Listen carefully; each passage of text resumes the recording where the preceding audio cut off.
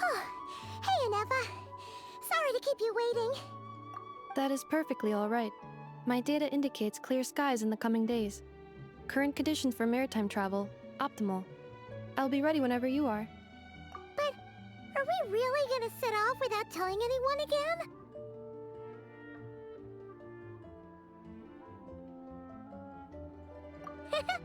Funny you mention it. You'll never guess who Paimon saw on the way over. Hey!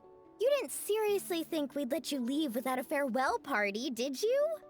No chance. Yeah, come on, Traveler. We've already made all the preparations. And most importantly, how dare you try and slip away without first paying your respects to the almighty Dragon Lord! A little bird told us you'd soon be leaving for Nodcry. So, we asked Paimon to give us a heads up before the date of your departure. You sure it's not time to think about changing that little habit of ours? Don't worry, we won't keep you long. Besides, everyone's there already.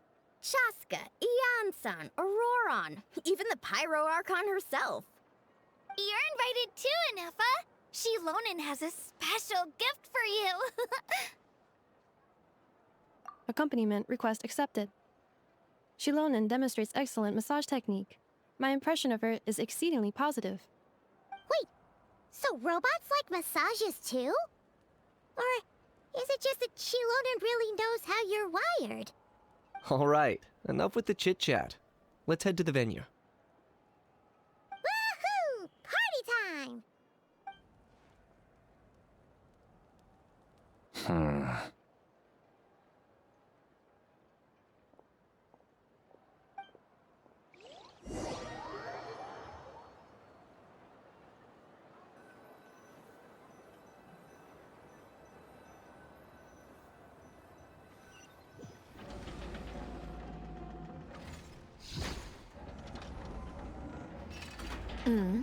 Spit it out then. They've set off. Just as my calculations projected. About time I met this variable in person.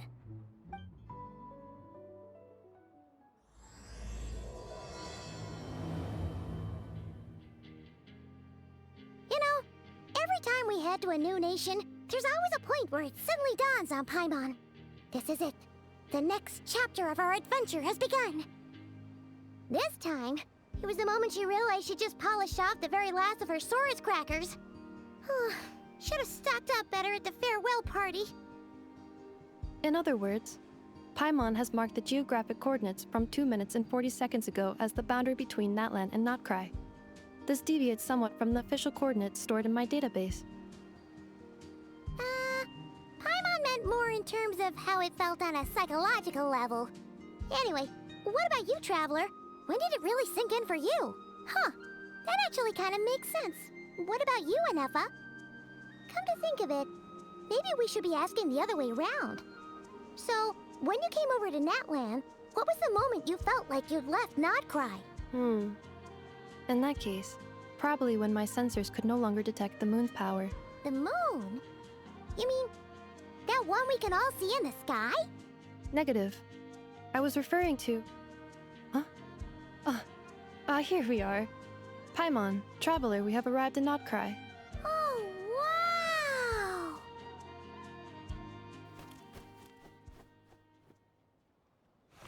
Paimon, Traveler, welcome to Notcry.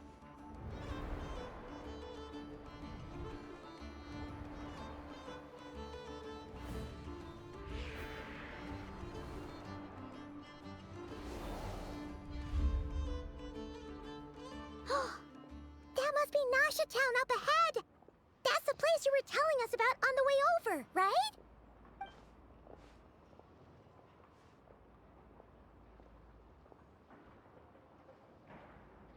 That is correct, Paimon. It is also the most bustling commercial hub in all of Notcry.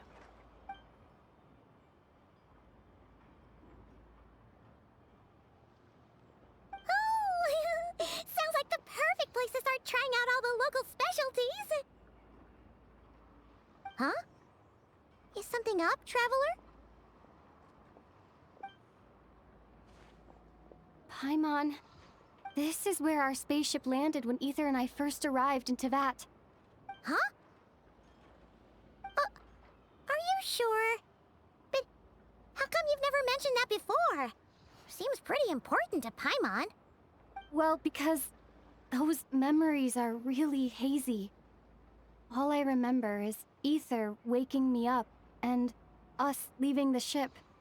But just now, setting foot on this land, I felt something. The kind of power I sensed in those moments. Are you referring to Kuvaki? Kuva, what now?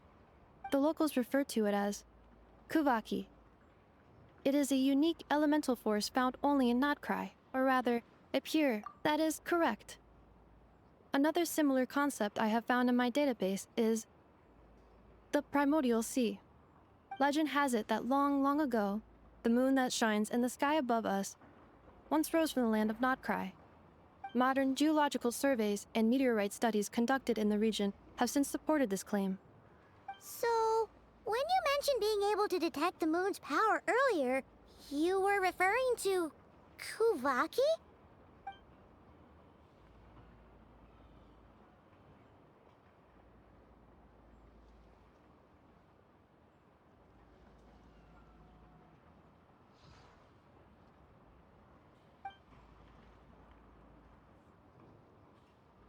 Wait, Traveler, you're saying we might actually find your... Notcry is surrounded by the ocean. In other words, it could have been anywhere along its coastline. Negative. Description still lacks sufficient detail to pinpoint target location. Hey, it's okay if you can't remember everything right. Let's just do what we've always done and keep searching as we explore. I'd be more than happy to help you out as well. Our pleasure. Anyway, just knowing that your spaceship's here in Notcry, Like we've crossed another boundary? Paimon couldn't have put it better herself. You sure are a quick learner, Inefa.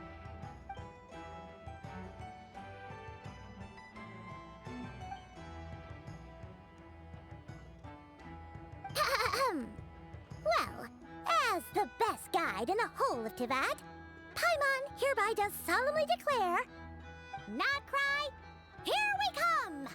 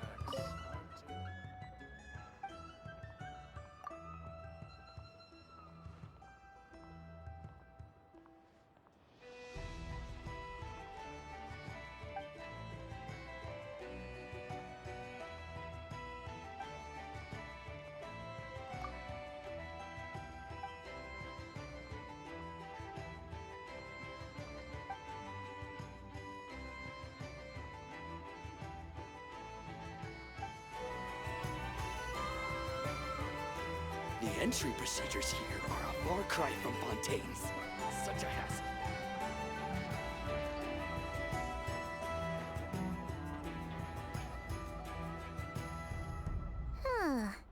It just occurred to Paimon, if we were looking to put out a missing spaceship commission, or to learn more about Notcry, wouldn't it make sense to drop by the Adventurers Guild? The guild is located in Nasha Town. Simply follow this road, and you'll reach it.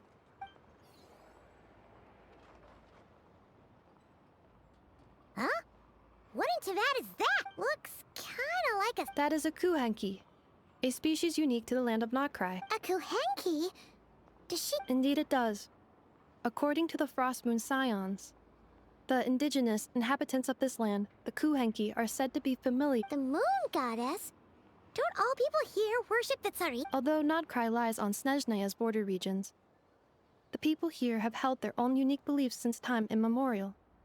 As I mentioned, the beliefs of the Frostboon Scions seem to date back to the civilization of the angels. According to the documents in my database, even the 7 archons did not exist at that time. Wow! So the origin of their... Correct. At some point, you may come across some statues of their... Hey! Looks like she's floating away! I suggest you follow her. The probability of an ordinary person encountering a Kuhenki lies in the single digits. Many here consider them heralds of good fortune. Shine down!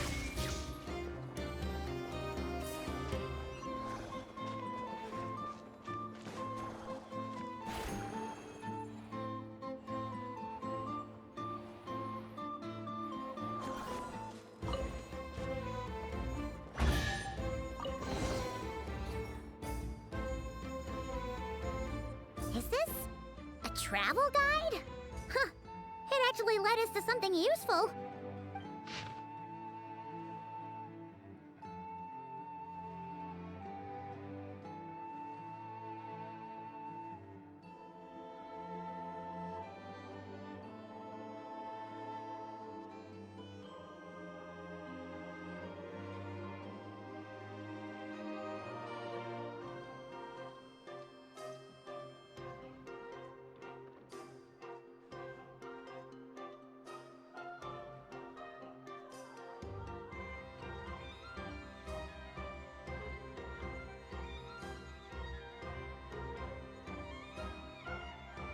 Are there any particular points of interest?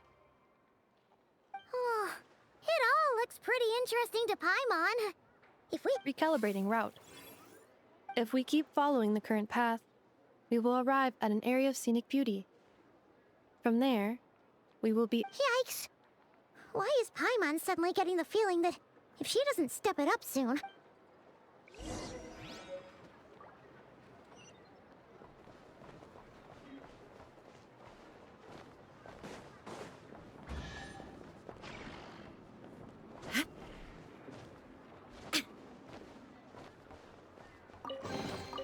Take them. I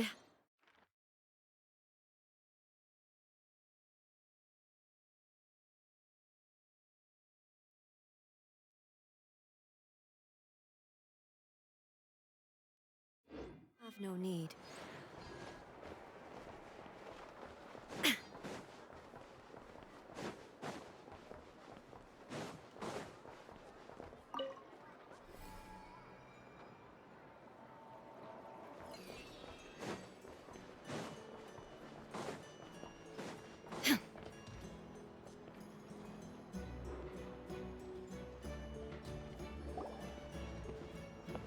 Wow!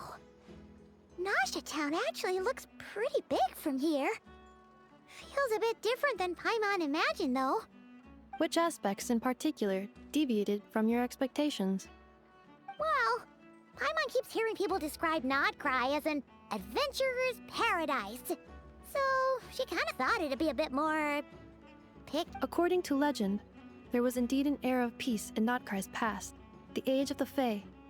Tales of those ancient heroes are still told today. One of the most well-known is that of the Lantern Fae. This individual performed many good deeds for Nodcry. The present-day Lightkeeper's nightly lantern patrols are, in part, a tribute to their memory. But then, one day... What happened? There came a devastating abyssal calamity that swept across Nodcry, and for a time it was left desolate. Heartbroken by what had become of the land they had so cherished, that Fae extinguished their light, just as the abyss had extinguished all hope. Nowadays, the paradise people speak of is more of an aspiration, or an irony, perhaps. An irony? Today, no official authority governs Nodcry. In theory, at least, it is somewhere a person can do whatever they wish. And the Adventurers Guild is just over there, in Nasha Town's Central Plaza. And the flagship tavern is over that way. Hey, what's that building over there? You know, the biggest, tallest one. That is Aino's Boom and Blast Kuvaki energy cannon. It gets activated when the wild hunt threat level outside Nasha Town reaches a certain threshold. But according to the scan I just ran, the energy cannon appears to be malfunctioning, likely due to a recent discharge. The wild hunt? Isn't that the abyssal calamity you mentioned that's specific to Nodcry? It is a phenomenon that has been occurring for several centuries now. Yet the time and location of wild hunt attacks are seemingly random. At first, it was more of an old wives' tale that adults used to scare children. If you don't start behaving, kid, some night, the wild hunt's gonna come for you. Listen, do you hear that? That weeping in the fog? Those are the cries of a young woman being dragged away. You're saying people actually hear things like that? I have not witnessed enough wild hunt attacks to give a statistically sound answer. But the oldest legends say that all people saw was the ghostly shadow of a woman in the mist. It wasn't until later that it became a full-blown calamity. Abyssal monsters and all. Oh, when you put it like that, Paimon's really gotta hand it to Aino. Not only did she repair you, but she's even built a giant cannon to keep the wild hunt at bay. Absolutely. Aino is very impressive indeed. Anyway, according to my schedule, it is time I took you over to the flagship. Oh, sure. After all, we shouldn't keep Barca waiting. Well, Paimon's not sure if he'll actually show up at the bar this early. You're right about that.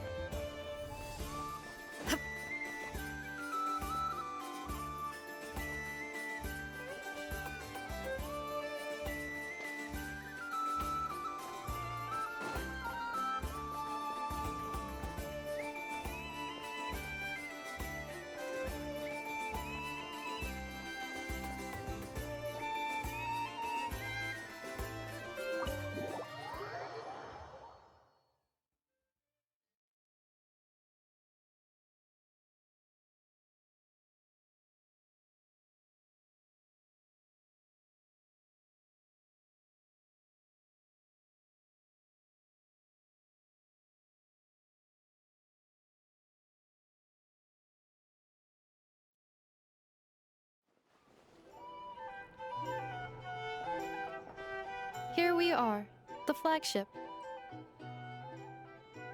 Varka told us to meet him here in his letter, right? Let's see. Varka? Varka! No matches identified. Huh. So he isn't here after all. Oh, guess we never did actually say we'd be arriving today. Hey, why don't we go ask the owner? If what they say is true, Varka's drinking prowess must have left quite the impression.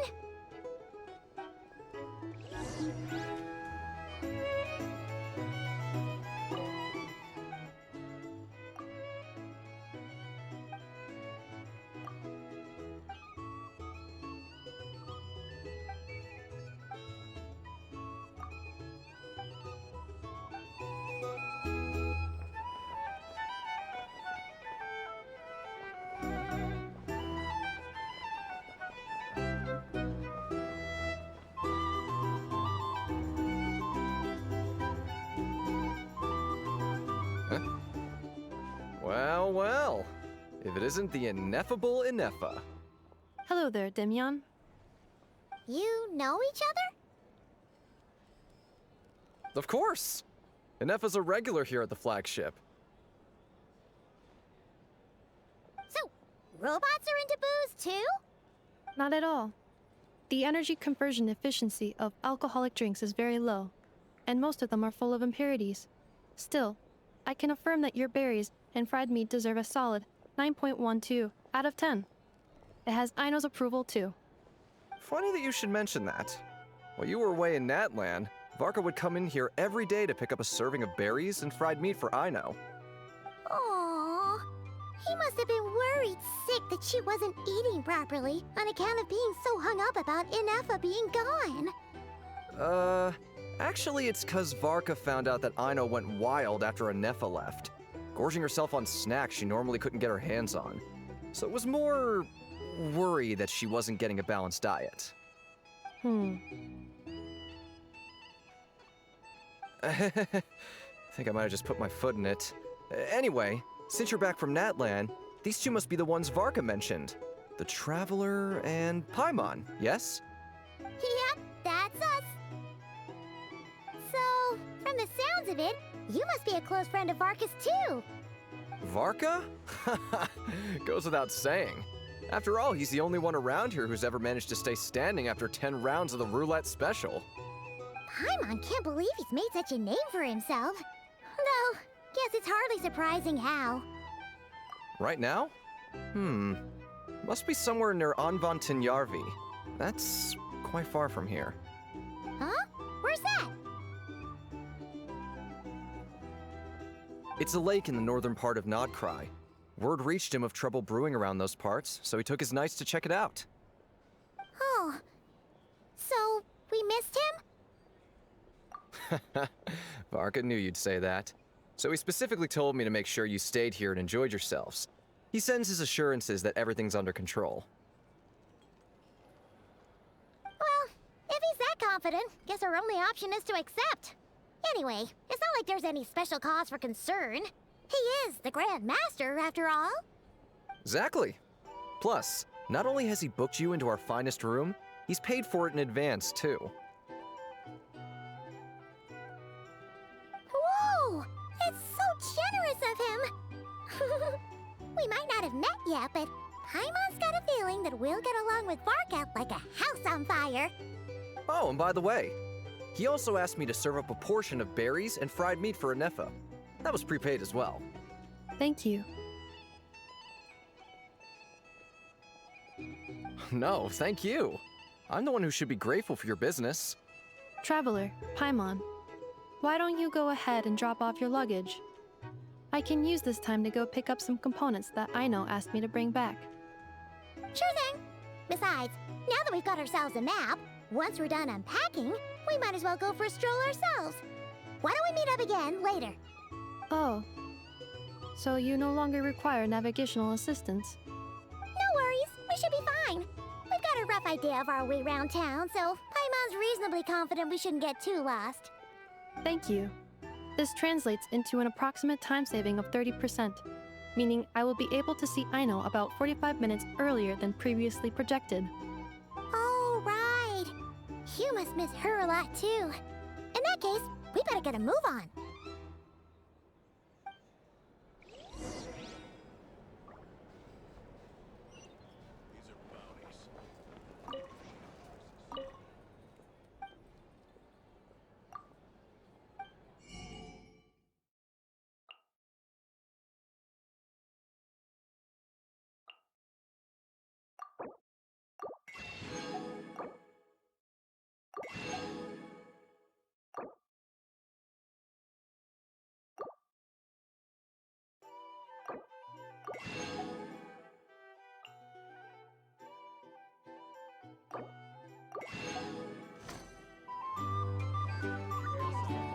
A drink?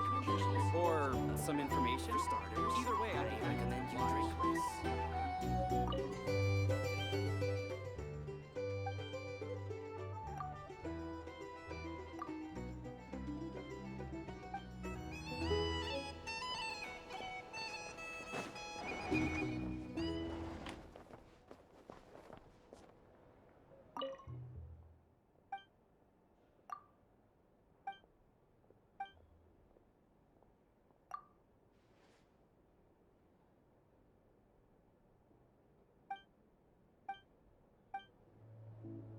It's so noisy here. Back in my day, we'd...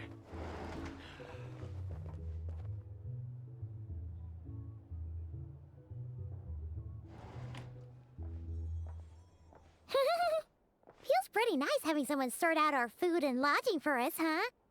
But is this really the flagship's best room? It's pretty big, make no mistake, but it looks a little worn out, right? Though, to be perfectly you mean it's got something to do with Nodcry's history? Oh.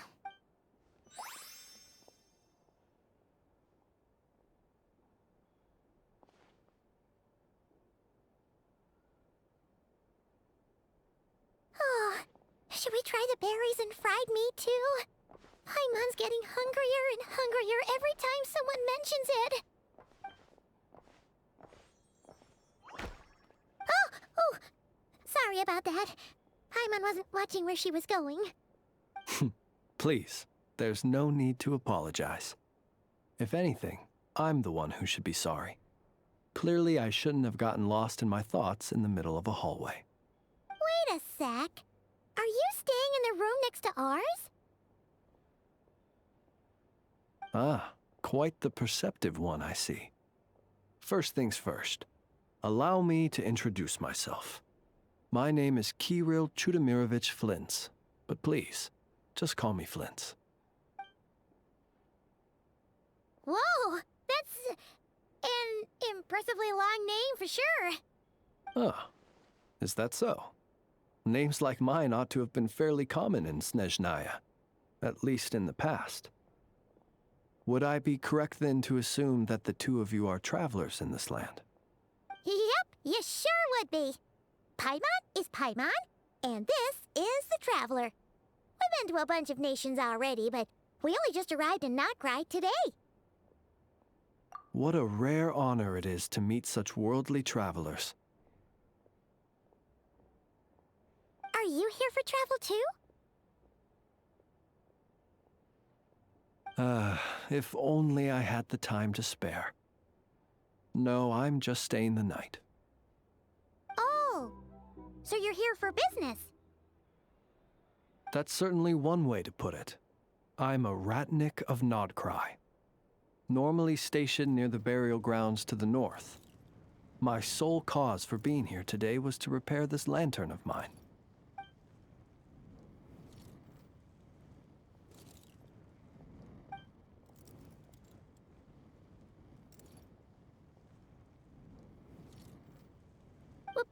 The burial grounds? Your surprise is entirely understandable. Most people cannot even begin to fathom the idea of a life surrounded by tombstones and decay. But if you've heard of the calamitous abomination that is the Wild Hunt, you'll know that in their wake they bring a host of souls tainted by abyssal filth.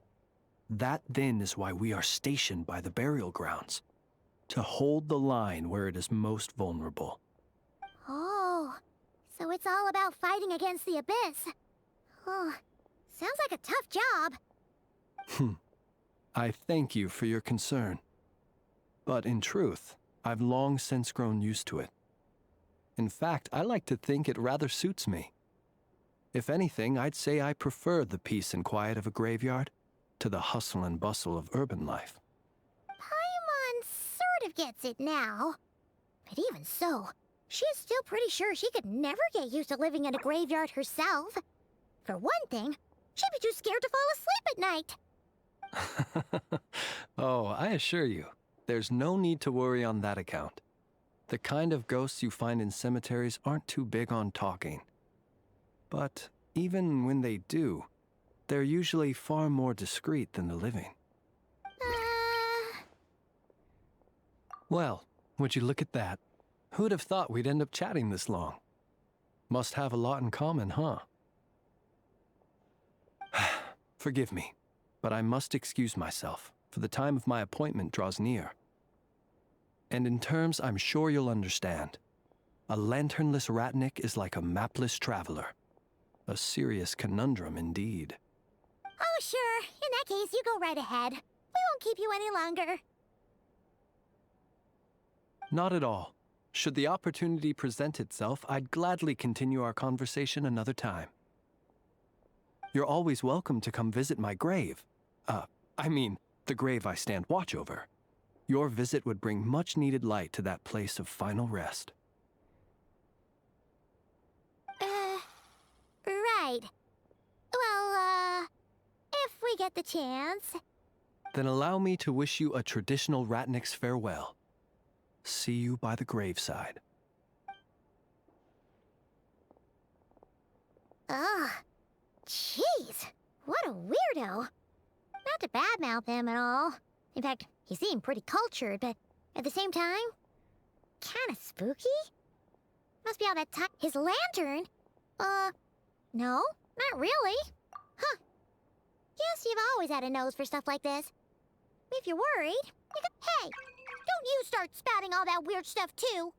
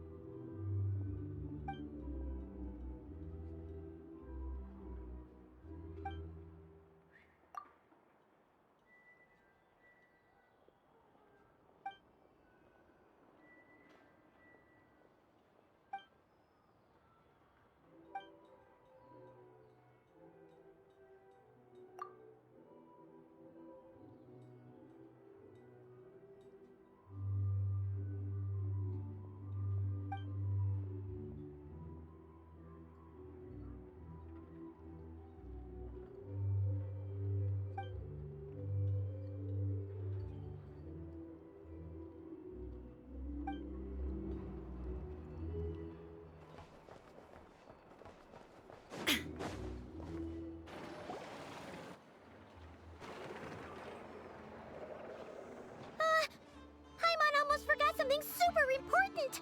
Were we gonna go try out the berries and fried meat?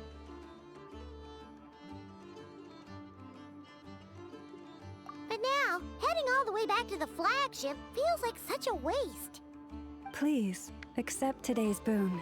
Come night or day, may the blessings of the moon goddess shine down upon you. Huh? What's going on over there? Wait, free food? Wow, the people here are so nice! Quick, let's grab some too. Paimon's super curious what their food tastes like. Moonlight illuminates the path before you, travelers from afar. Huh? How'd you know we were travelers? Just now were a song the birds in the sky, singing of your wanderings. You are no ordinary guests, it seems. The birds and the... what now? Forgive me. I should not have laid the words of others out as a welcome mat for our very first meeting. You, too, must be wondering who I am. I am Lauma, moon chanter of the Frost Moon's scions. Please, as do our followers and other passers-by, accept today's boon. Happy to oblige. Paimon's name is Paimon, and this here is the traveler. Thanks so much for sharing your yummy food with us. We'll take one each. Think nothing of it. These fruits were the finest we found, delicacies gathered in the wake of the morning dew. It is my hope that partaking of them may lift your spirits to heights anew.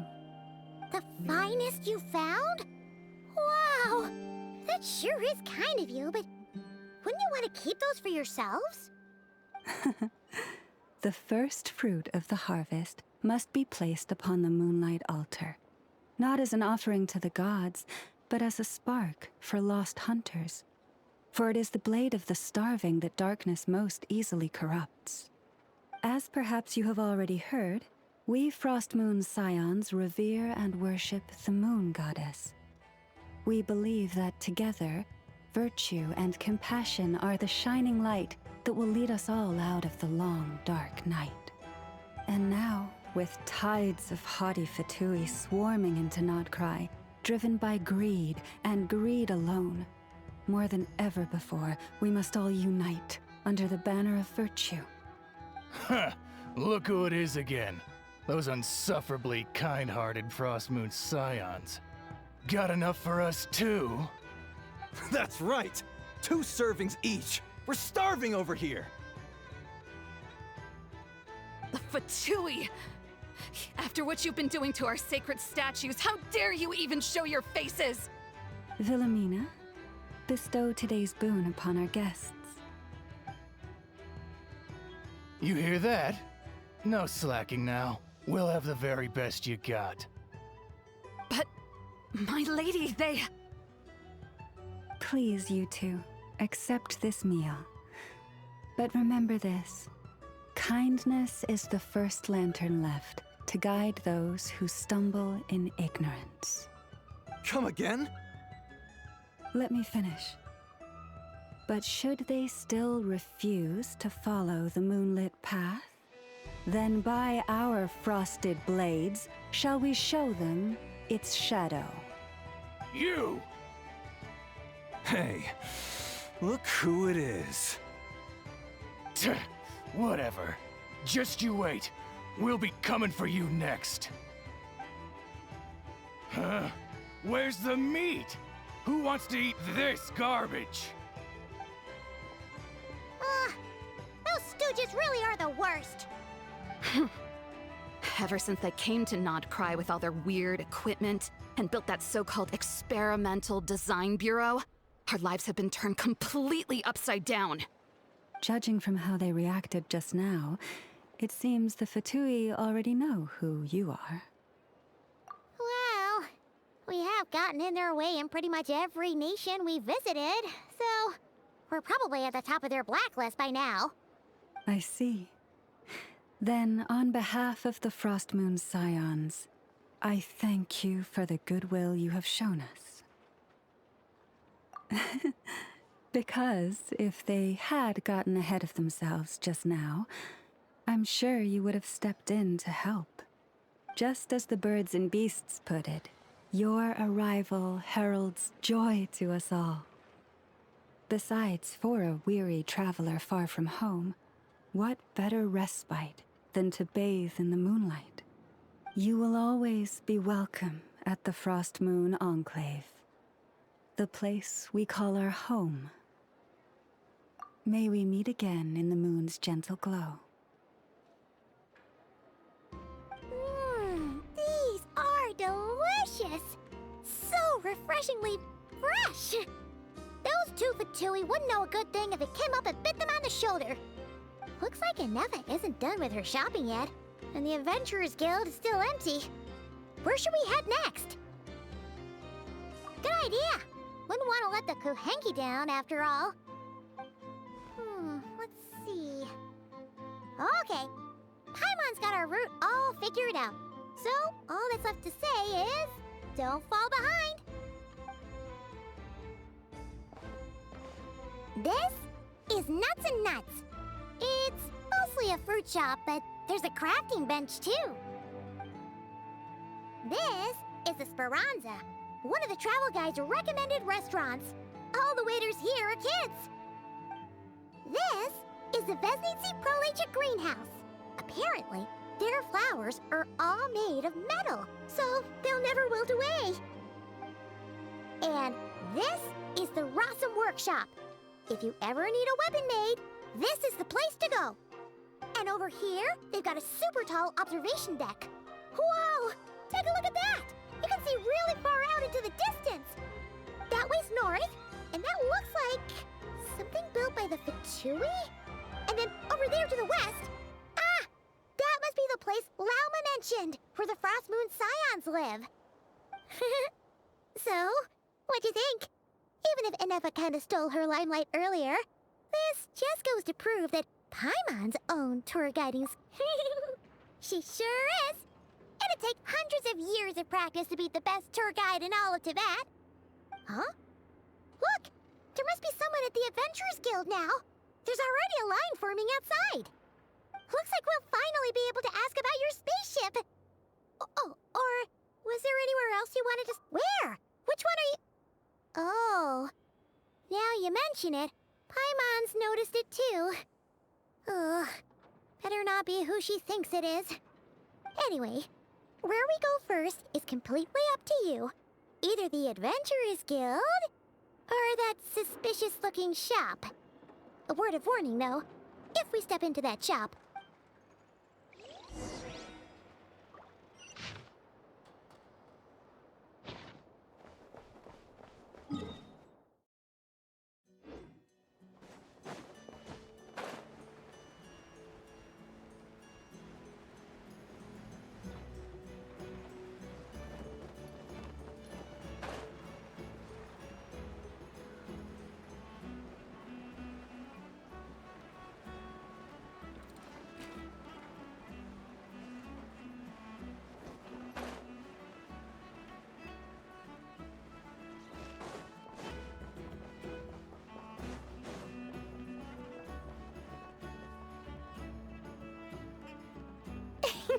Please, here you go.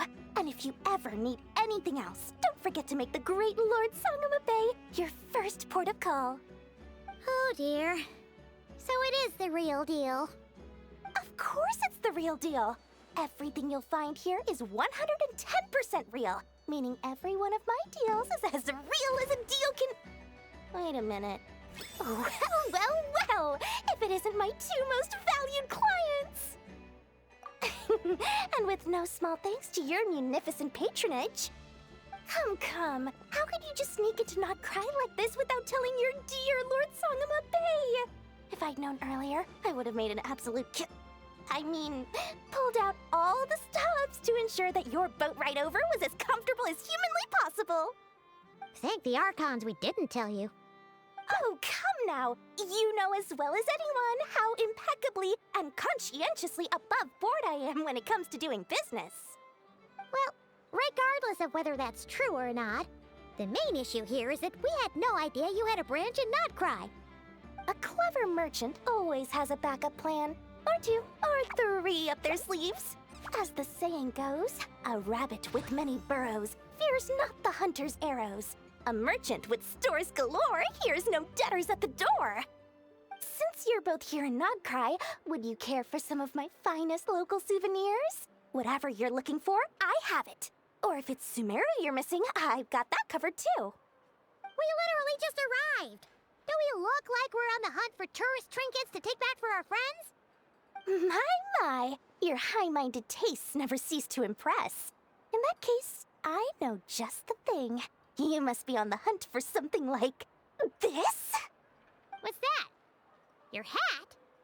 Information, of course.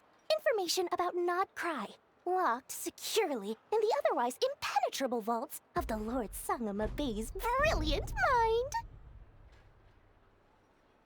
I knew it! I just knew you'd appreciate the value of my wares. On the back of all our pleasant dealings in the past, I'll even take a hit by throwing in some insider info for free. Wow. You sure are feeling uncharacteristically generous today. What do you mean by uncharacteristically? I am the most generous person forget it. Anyway, the long and the short of it is this. The moment I set up shop in Not Cry, it struck me how many different factions there were, all competing against each other for power and influence. Well, as they say, there's no time for business like a crisis. Things got even more turbulent after the Fatui pulled down 2 ancient moon's remnants. People began to catch a whiff of the coming chaos. And the more troubled the waters, the greater the potential profit. Not at all sorry to interrupt, but we're not here for Mora. Oh, really? but surely it was the tales of an adventurer's paradise that brought you here. The chance to take your very own slice of all the latest and greatest business opportunities. In that case, what would you like to know about? The Frost Moon Scions? You mean the people who believe in the moon goddess? They're not a bad bunch. It's just, well, they have such simple tastes. No luxuries, no indulgences, no nothing. Trying to earn a little more from that lot is like trying to squeeze blood from a stone. Still, things between them and the Fatui have gotten pretty tense. It's only a matter of time before the powder keg goes boom. And when that happens, that's when business will start to boom too. Oh, they're an organization set up to keep the locals safe. Apparently, they have a long and glorious history, and they're made up entirely of volunteers. But seriously, a volunteer organization in Nodcry? This place is hardly a magnet for noble hearts. No pay, all work. That's not a business model, and it's certainly not for me. Everyone knows they're here for the Ancient Moon's remnants, but no one's sure why they pulled them down in Nodcry of all places. Anyway, they've been acting mysterious enough, but if you ask me, that Kuvaki Experimental Design Bureau of theirs up north hides secrets wilder still. That bunch of booze-loving monstaters? Ugh, don't even get me started.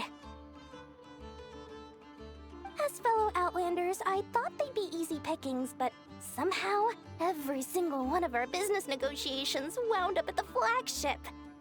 I've done plenty of deals with heavy drinkers before, but those guys? I never once made it to the contract signing before blacking out. I'm getting flashbacks of the hangovers just thinking about it.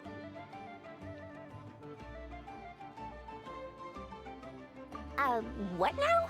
A spaceship? Nope, never heard of anything like that. Don't you two get involved in any big business here without so much as a heads up, you hear me? At the very least, consider letting me in as a key investor. Oh, I almost forgot to mention. Sooner or later, you'll no doubt end up doing business with some other merchants in Nodcry. And someone's bound to mention a place called the Curatorium of Secrets. Listen to my advice. Do not, under any circumstances, go there, no matter how much trouble you're in. The Curatorium of Secrets? What do they get up to there? Just a place that handles all kinds of disputes. But the owner will charge you an absolute fortune, and she has a temper to match. Nothing like your friendly neighborhood, Lord Sangama Bay. You're not just saying that to stop your competition from undercutting you, right? When did that little pipsqueak get so sharp? And after I gave them all that info for free just to win them over. What do you mean? Of course not. I'm only thinking about your wallets. I mean, on behalf of your wallets. You're really not convincing anyone, you know. All right. Business is a cutthroat business. I won't argue with that. But I'm not lying about that boss lady. Not only did she make it into my top 3 people not to mess with in Nodcry, she's also in my top 3 people most eager to trade in favors. Seriously? It feels like you're just bad-mouthing your rival now. Fine. If you don't believe me, go see for yourselves. We might both be from Sumeru, but compared to hers, my conscience is so large, why, it could fill 3 whole palaces of Alcazar's array. But when you realize what I'm saying is true, don't say that good old Lord Sangama Bay didn't warn you.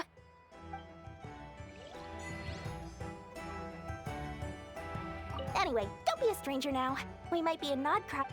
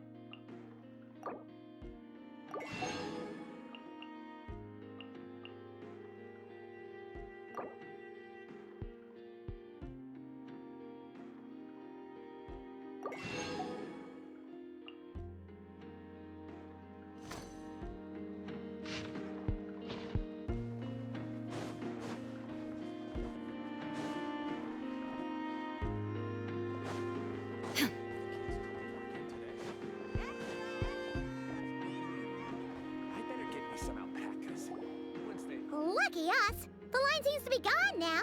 Come on, let's go say hi to Catherine. Hey, Catherine, we meet again.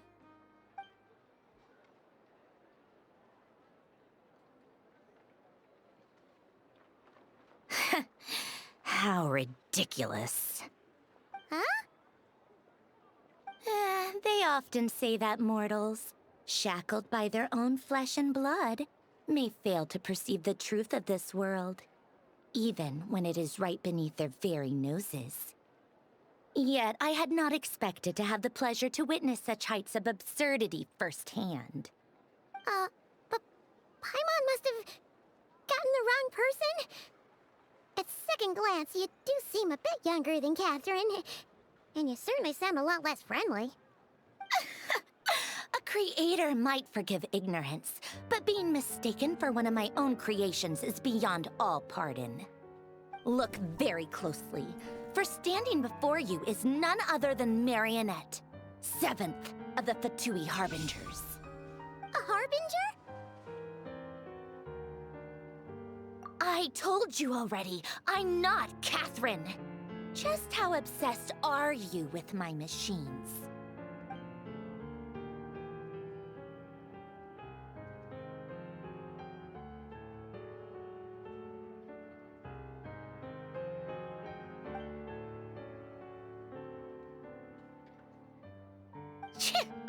Today's encounter is merely a courtesy call. A friendly warning, if you will.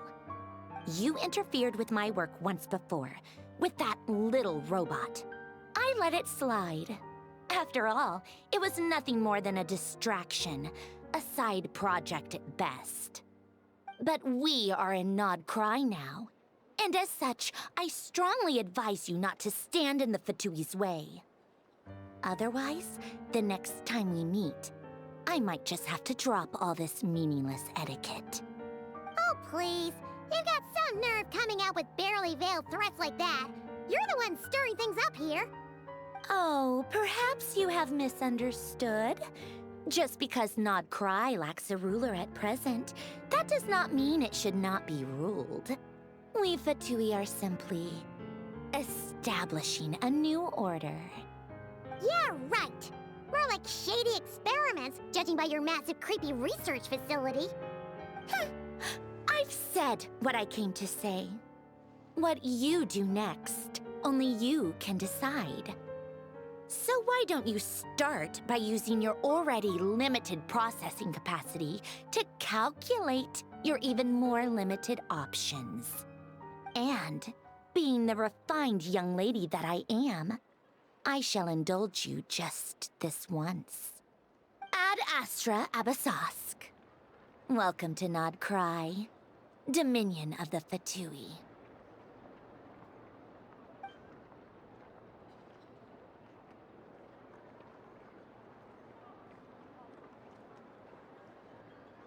Ugh! Paimon's so mad right now! How can anyone so obviously evil be so annoyingly self-righteous? But if a Fatui Harbinger is here to greet us in person, that can only mean one thing. We'll have to be extra careful from here on out. Paimon hates feeling like she's being... Hey! The real Catherine's back! Ad Astra Abyssosque. Welcome to the Adventurers Guild. How may I help? I will do everything I can to assist you. You're so much nicer to talk to, Catherine. Please don't leave us again.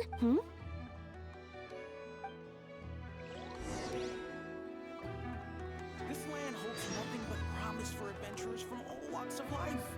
Wouldn't you agree?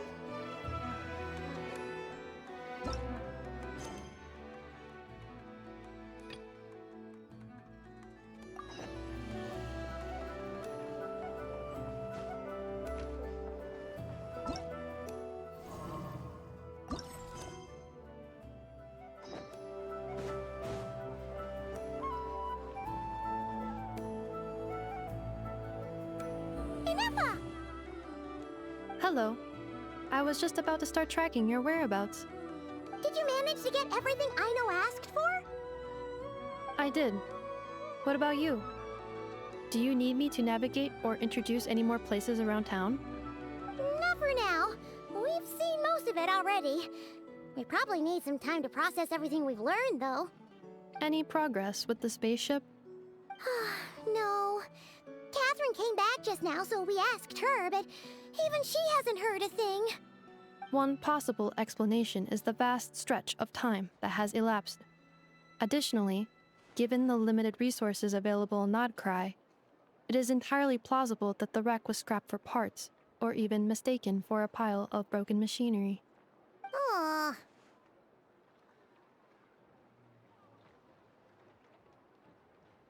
Understood. In that case, why don't we go ask Aino together? After all, she was the one who salvaged me. Ancient dragon technology and all. If there really are any unusual parts floating around Nodcry, there's a high chance they've passed through her hands at some point or another. Good point. And since you keep mentioning her, we're curious to meet this whiz-kid mechanic, too. Understood. Then I'll handle navigation as before. ETA at the Clink Clink Krumkake craft shop. 34 minutes ahead of schedule.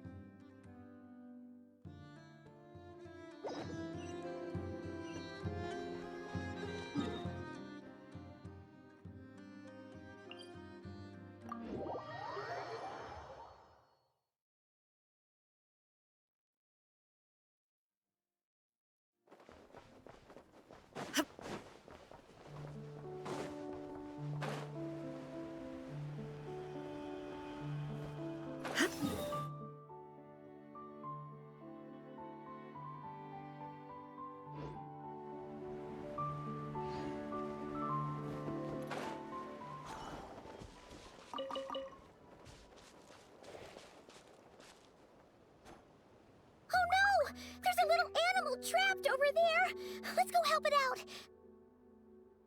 Huh? That's weird. Why isn't it responding? The tides of Kuvaki affect everything in Nodcry. So much so that many creatures have evolved a kind of dependency upon it, growing stronger or weaker as it waxes and wanes. This little animal must have been caught here unprepared. So you're saying we need to use Kuvaki? Paimon will leave it to you guys then. Don't be scared. We'll get you out of there soon.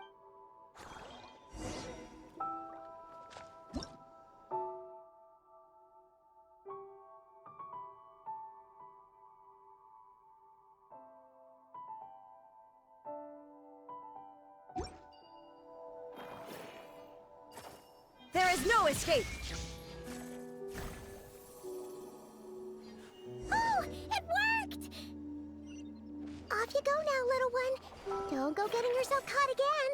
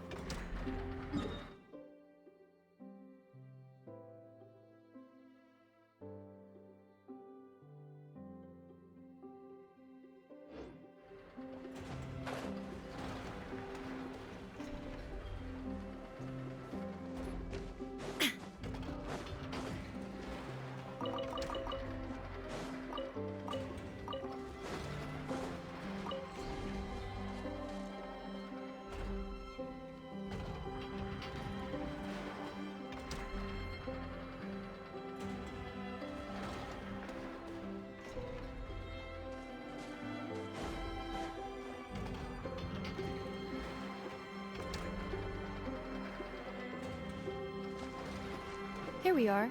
The place Aino and I call home. Whoa! So many machines that Paimon's never even seen before. And then there's all these little robots. Did Aino build them all? That is correct. It looks like Aino has created 3 more little bots since I've been gone. Aww. Well, you were gone for quite a bit. She must have missed you.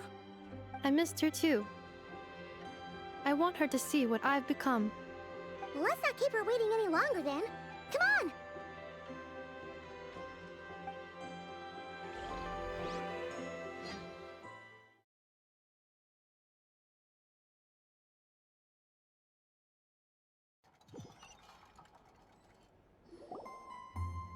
Aino, I'm back.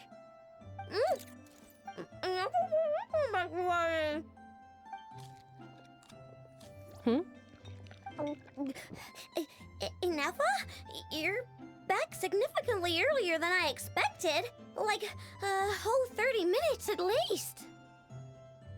Everything went very smoothly, which saved me quite a bit of time, so I...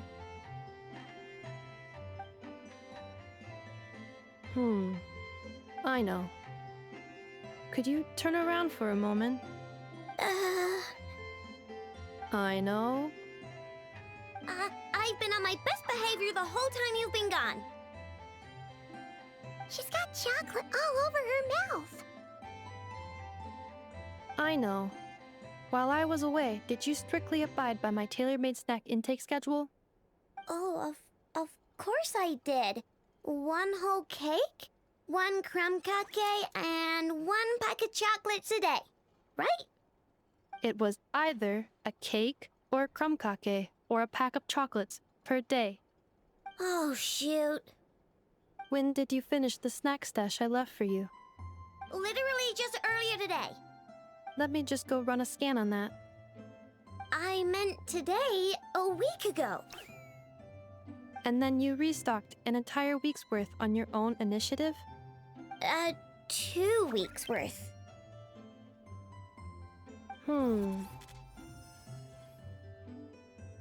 Why does Paimon feel like the roles in this household are pretty much the opposite of what she imagined? Calculation complete. Aino's recommended snack calorie intake for the next 4 weeks. 0.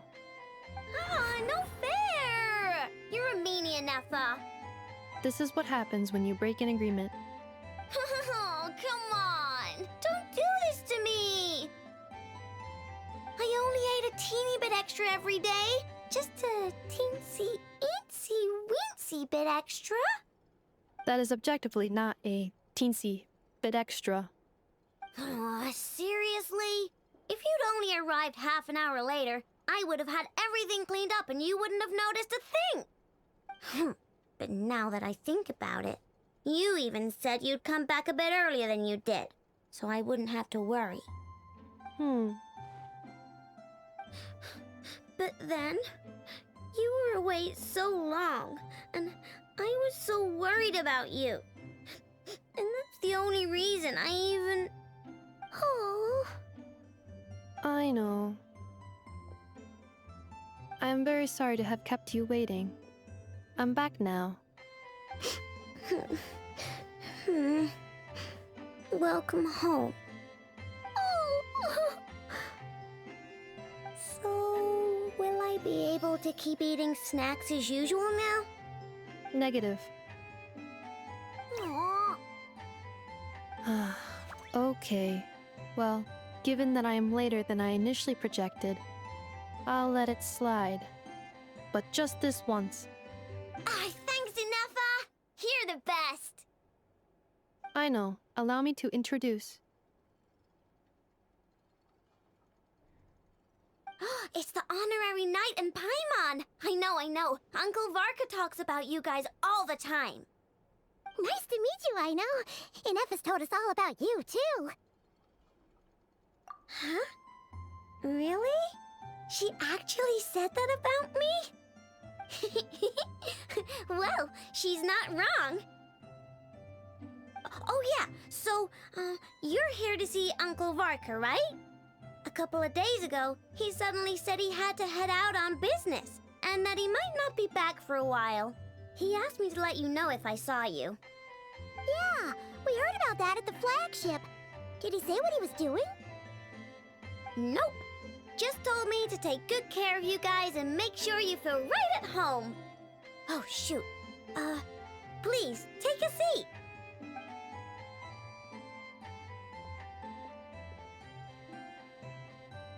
Do either of you need my help with anything? Anything at all? After all, I'm the head of this household. Sure wouldn't know it from that snack tantrum she just threw.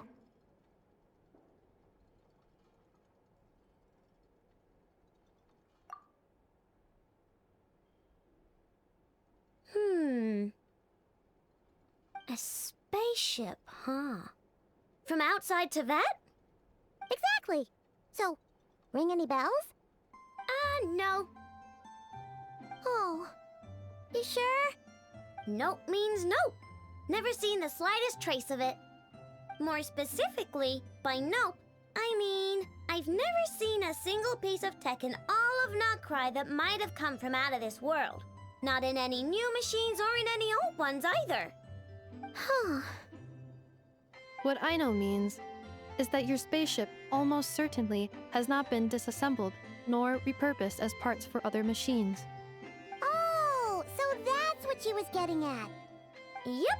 I've taken apart pretty much all the fun stuff in this city at one point or another, but I don't recall ever seeing any components that were anywhere near that special. So, either your spaceship crashed somewhere it's never been found, or someone did find it and then hid it really, really well. But who would even do something like that? Beats me. Maybe someone who thought they could stash it away for a rainy day. Just like how I sometimes hide snacks in the...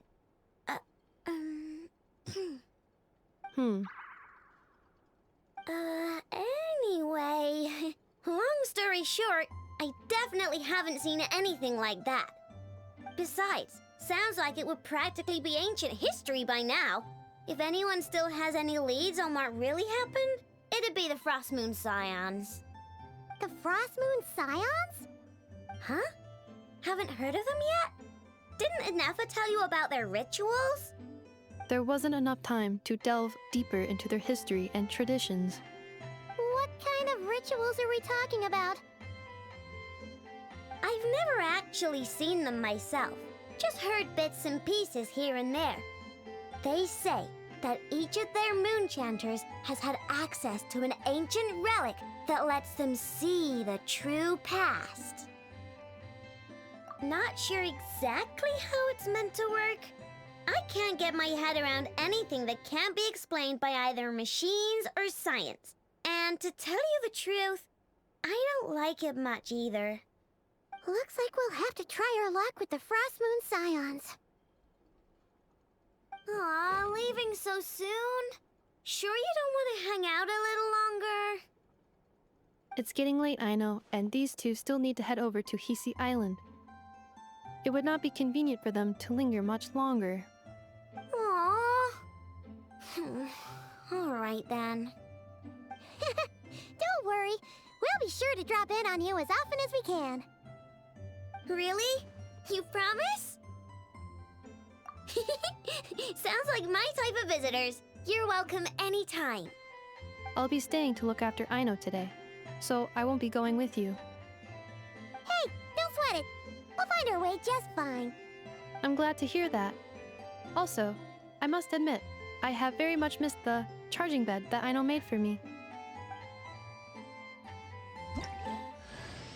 Oh, are you here to play with me? My name's Aino, and I'm an inventor. Me and Inefa live together. I could probably eat all the cakes and cookies in the world because I love them so much. But my favorite kind of all is Lackaberry Crumb Cake. Come visit my Clink Clank Crumb Cake craft shop whenever you want. Anyway, that's me. What about you? Tell me something about you, then we'll be friends.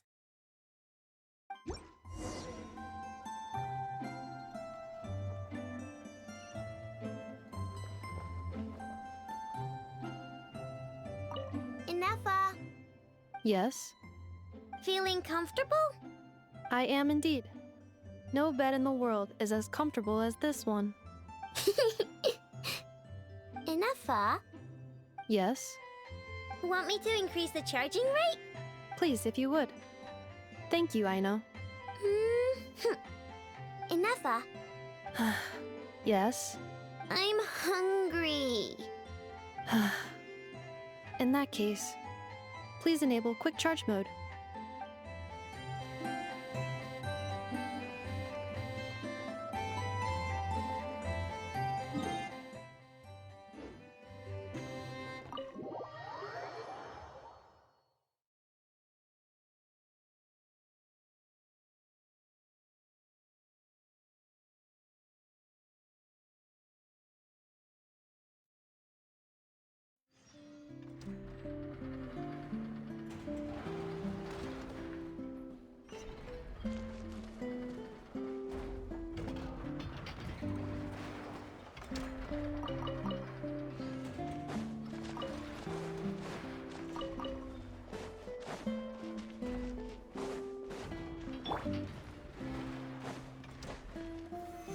Solidify!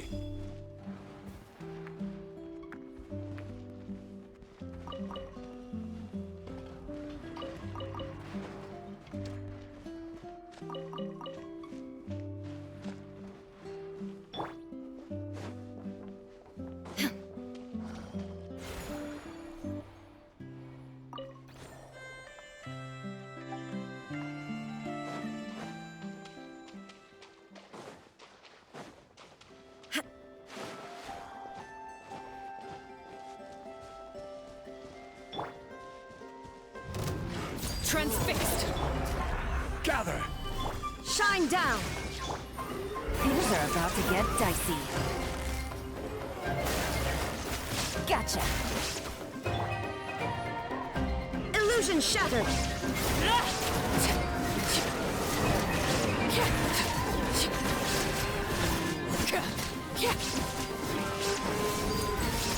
Busted!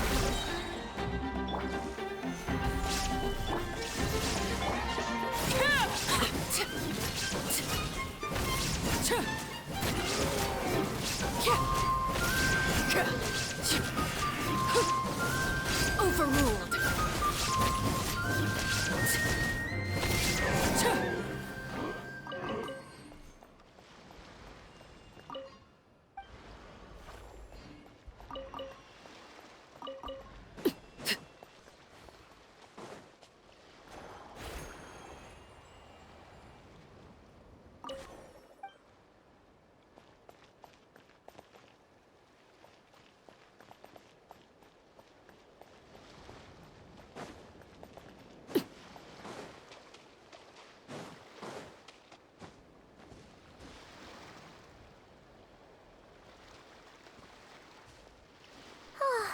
Seeing Anafa and Aino reunited like that sure was heartwarming. We should definitely hang out with them more in the future.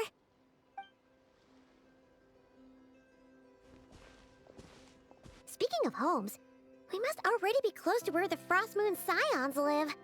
The vibe here feels different, just like the scenery.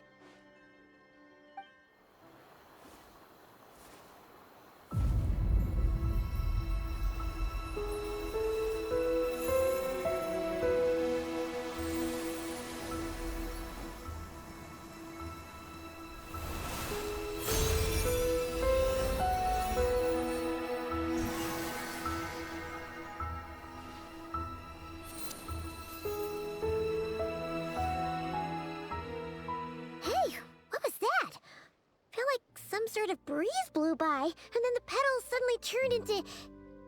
Huh? Is that a Kuhenki? She looks... Hey there! What's your name? Huh. Doesn't seem able to speak.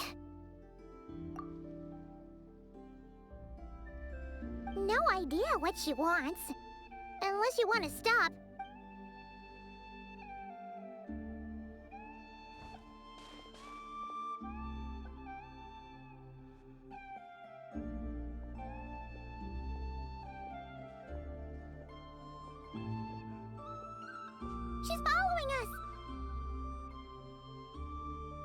Go on. Go on now. We've got stuff to do. Best you find someone else to hang out with. Hey! Don't make it sound like Paimon's some kind of meanie. Paimon had no idea what she wanted, okay? Ugh. Anyway, next time Paimon sees her, Paimon promises she'll be nicer. Seeing as we're on our way over to meet Lauma anyway, we can ask her about it while we're there.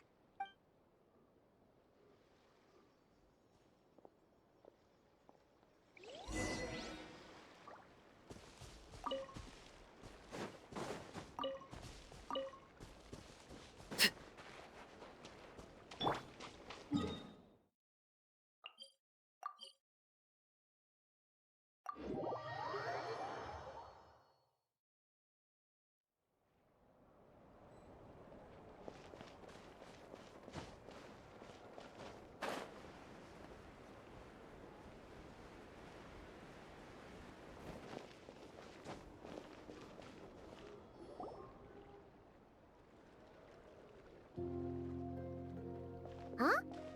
Hey, look! Isn't that Lauma? The moon chanter? Let me take a look at your wound. You must be more careful. Doesn't matter how much of a rush you're in, your safety always comes first. Oh, you're back too. How was your day? You what? Those two Fatui? The ones who were causing trouble in Nasha Town? You went to teach them a lesson? And you put that in their food? You naughty little thing! How could you do that? They didn't notice. That's not the point. You mustn't do that again, okay? Next time, at the very least, bring a few of your friends along too. You'll be an easy target if it's just you on your own. Hey, Lauma! Still remember us? Oh, it's the Traveler and Paimon, isn't it? Welcome to Hisi Island. Not at all. Those who come with kindness in their hearts are always welcome with the Frost Moon Scions. Were you just talking to those animals? I was indeed. The Frost Moon Scion's bloodline is unique, for throughout our history, there have been many among us who could communicate with all living things. What was that? Oh, is that so? She says she was trapped in a plant earlier, and that you were the ones who rescued her. She wants me to thank you on her behalf. Oh, it was nothing. Barely lifted a finger. If you both are free, why don't you join us at the Frost Moon Enclave for dinner? Consider it a small token of thanks for your kindness. We'd love to! And actually, we had something we wanted to ask you anyway.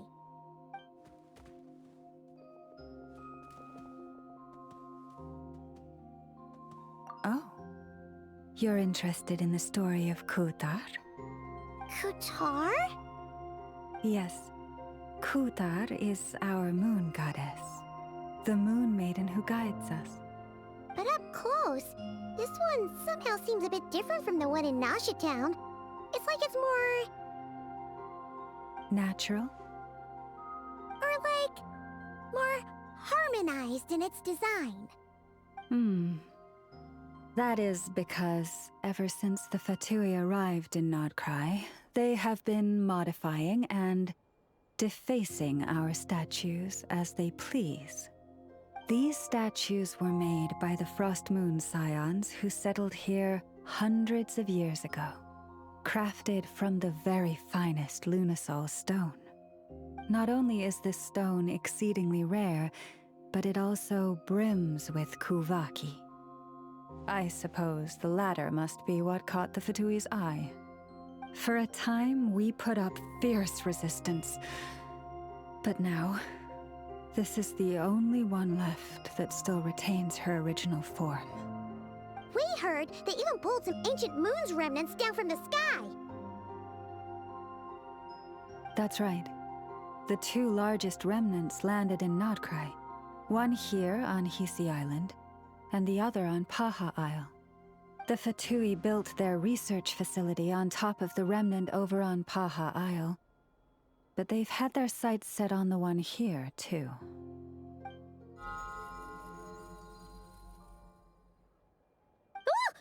Oh! It's that little Kuhenki again! Surely that can't be. Hey! We've been wondering what was up with it, too. It just appeared out of some petals and hasn't stopped following us since. No, that is no ordinary Kuhenki. These we name Luonnotar, beings born from the moon goddess's blessing. Can you understand what it's saying? We honestly haven't got the slightest idea why it's been following us. I'm afraid not. I cannot fathom its thinking any better than you can. Sometimes a long time must elapse before the moon goddess's blessings turn into Luonnotar. Perhaps you two were simply there to witness that transformation. Oh, maybe. Legend has it that the Luonnotar bring good fortune. Given that it seems to have taken a liking to you both, why don't you let it come along with you? Really? Then you can start by helping us find some more treasure chests along the way. Capiche?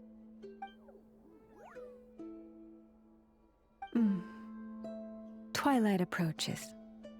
If you would hear more of the moon's story, then let us make our way to the Frost Moon Enclave.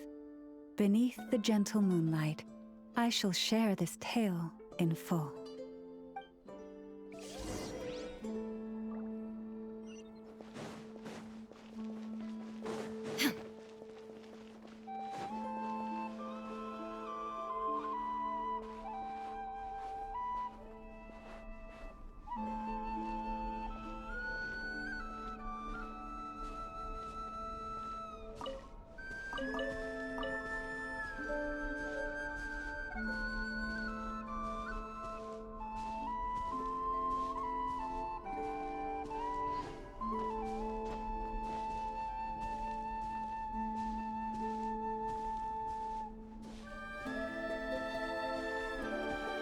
Oh, Lady Lauma, you're back.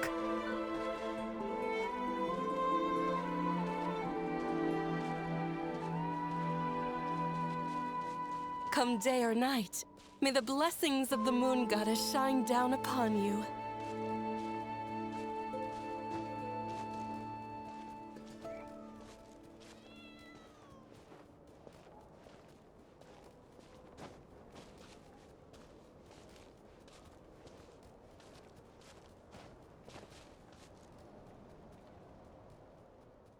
Lauma, you have returned. Wilhelmina, this is the Traveler and Paimon. Kindly arrange for 2 additional dinner settings for our honored guests. Of course, my lady. Wow! Everyone along the way here pretty much saluted you. Are you, like, super important around here? I am but a moon chanter, one entrusted to convey the moon goddess's will. Nothing more. She's just being modest. The Moon Chanter holds the highest rank among us Frost Moon Scions. Lauma is our leader. Wilhelmina? I know. I'll send word to the kitchen. 2 meals coming up. Whoa! Paimon had no idea you were such a big shot. It is merely that the unique traits of our bloodline have manifested themselves especially strongly in my person. That is no accomplishment of my own. Please, follow me this way.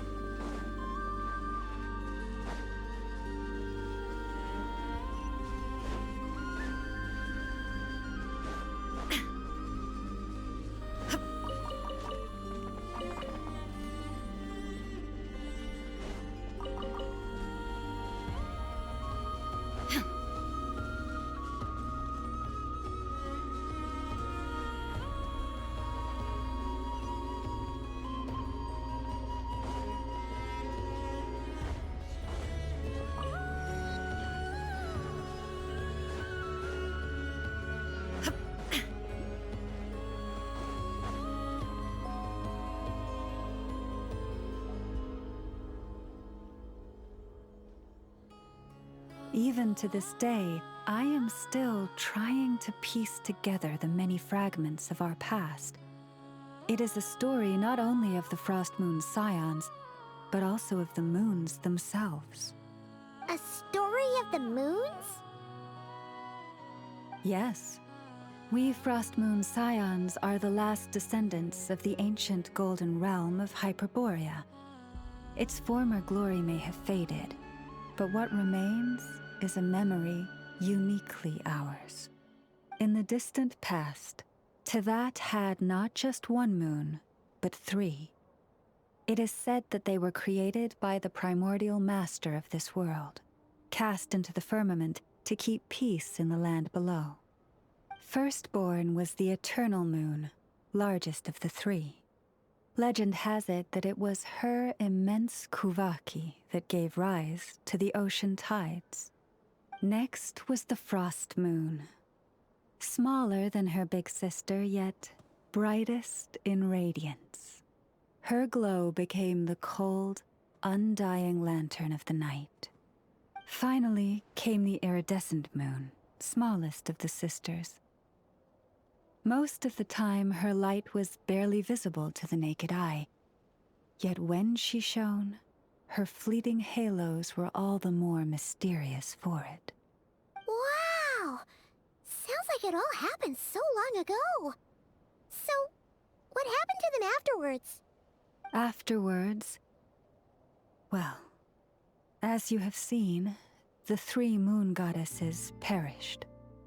This happened in a war triggered by the Descenders, and of the 3 lunar husks, only the frost moons survived unbroken, while the others were shattered to pieces. Oh, so that's why there were ancient moon's remnants in the sky. Yes. It is also said that when the moons shattered, most of their fragments rained down upon this land like stardust. That is why Nodcry is blessed with such an abundance of kuvaki. As for the remnant that the Fatui recently pulled down, that belonged to the Eternal Moon. Wait a sec. But you just said that 2 of the moons were shattered, so where are the remnants of the iridescent moon? The iridescent moon's remnants were never found. What happened to her after the war remains a mystery. Some say she vanished in an instant, while others believe that her remnants are simply too delicate to leave a trace.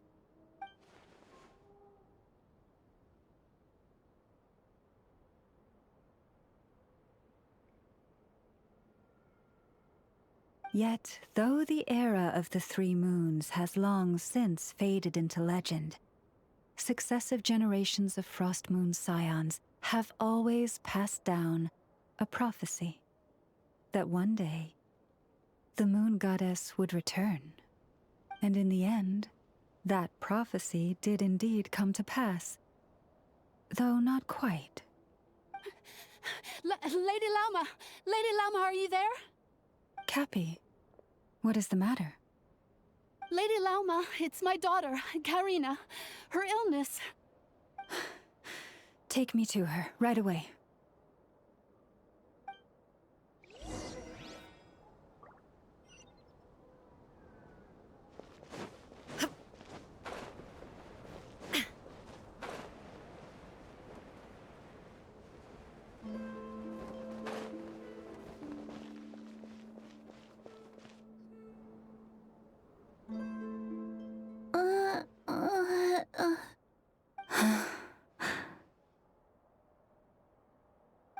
Her sensitivity to kuvaki is flaring up again. After her last treatment, did you follow my advice and seek medical help in Nasha Town? But those doctors are all Snezhnayan. They're outsiders, compatriots of those brutes who invaded our homeland. How can we possibly trust them? Not all outsiders are enemies, Cappy. They've been treating this condition for generations. They have the experience we lack. But we're Frost Moon Scions. Should we not remember what the outsiders did to our moons? Surely the Lady Kutar will reward our devotion. But Cappy, Kutar is long... This isn't the time for debate. O lost child, snow-swept and buffeted by the howling winds of the frigid night, let not the silver flame within you fade. By the frost moon's grace, I shall warm you, curled up as a fledgling in frozen soil. Praise be to the moon goddess, my Karina.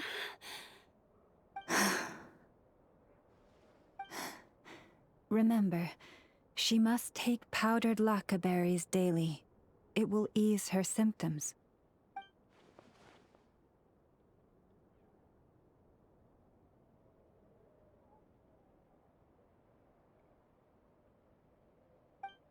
Llama?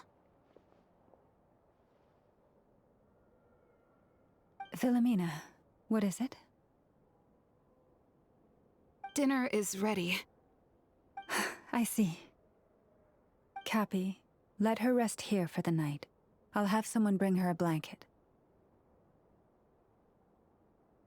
All right. Thank you so much, Lady Lauma.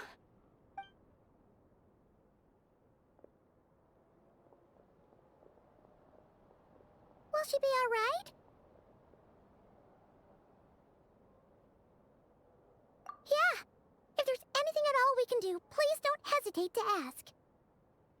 Thank you for your kindness.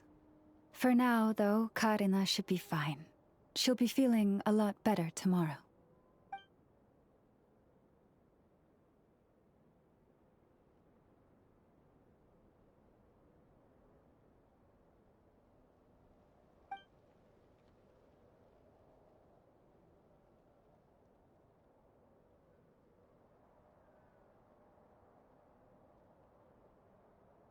Please do not be worried.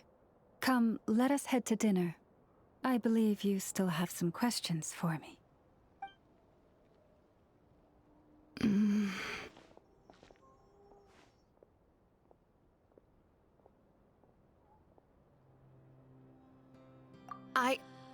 Oh, sorry. Yes, I'll be coming too.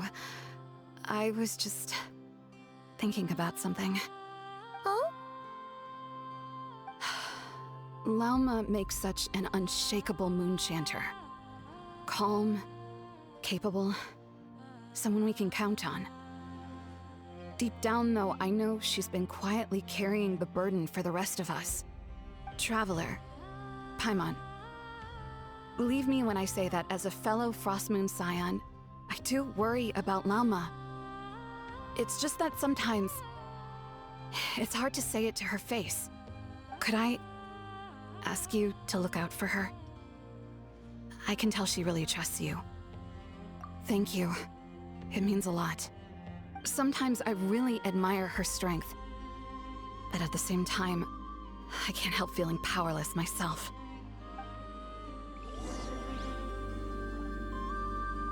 Prices like these are just outrageous.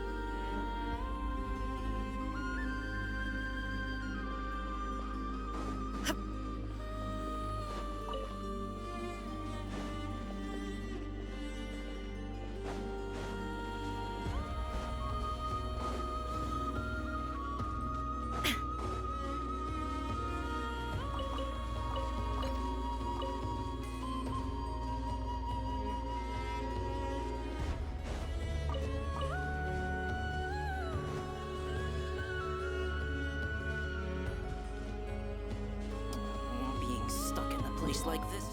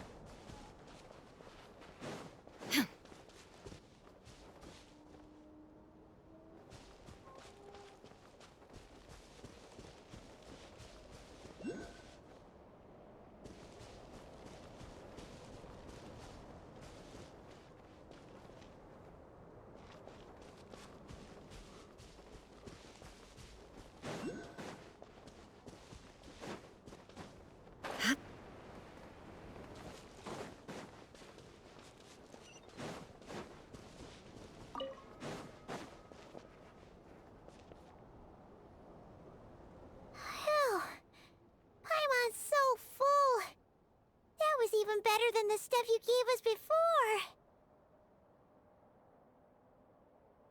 I'm glad to hear it. Thank you for accepting such simple hospitality. Hey, we should be the ones thanking you. Seriously, that was seriously scrumptious. How did you even manage to finish it? This slop's barely edible. Then again, I guess that's what you'd expect from savages. It's you! Those rude old Fatui we just met back in Nasha Town! My sincerest apologies.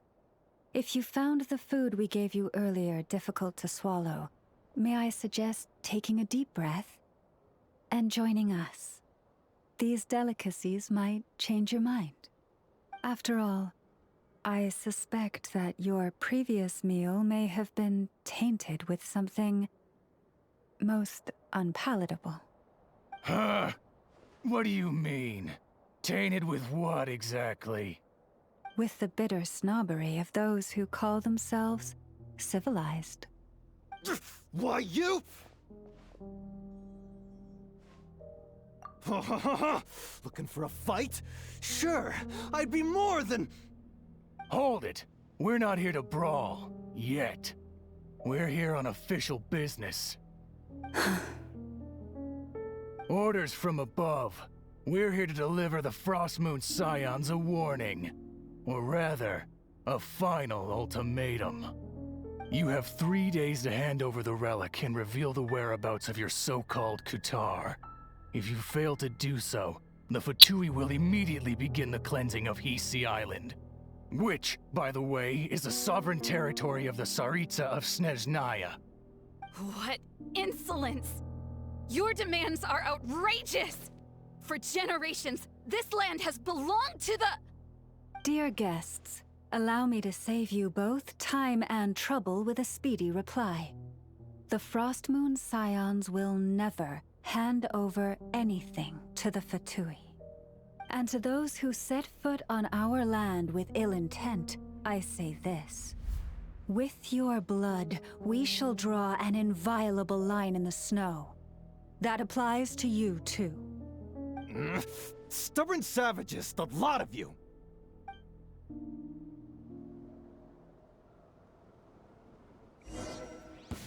Better hold back this time. Laid bare. Stabilize! This ought to do it. Forest, protect us.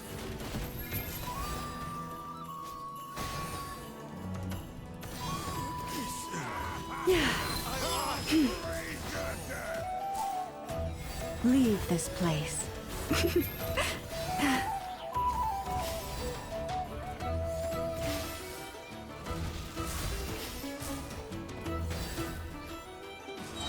You poor lost lamb. There is no escape! Pretty sharp. You'll pay for this. Mark my words.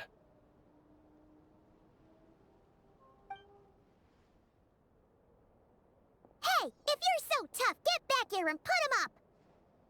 Huh. I'm so sorry. You've had to put up with far too much. Come on, it's not your fault. We don't like... but still. They mentioned a relic in Kutar. Oh yeah. So, this might not be the best time to bring this... I see. So your questions concern the sacred relic too. Please, do not hesitate to speak your mind. Unlike those insolent intruders, you walk in the moonlight with open hearts. You stood by us when we needed your help, so it's only right that I return the favor. But let us continue this conversation somewhere more fitting. As it happens, there's something I'd like to show you, too.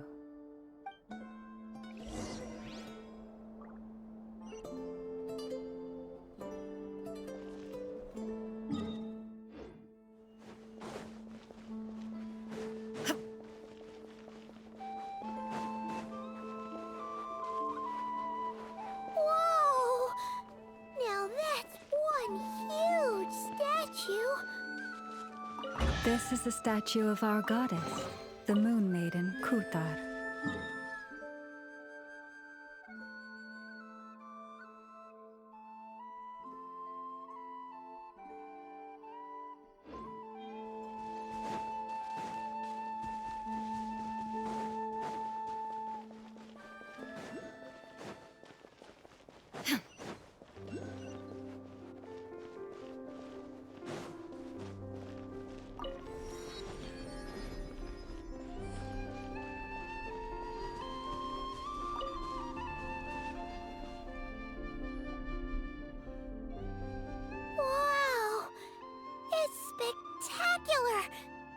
Kuthar was born here on Hisi Island around 500 years ago.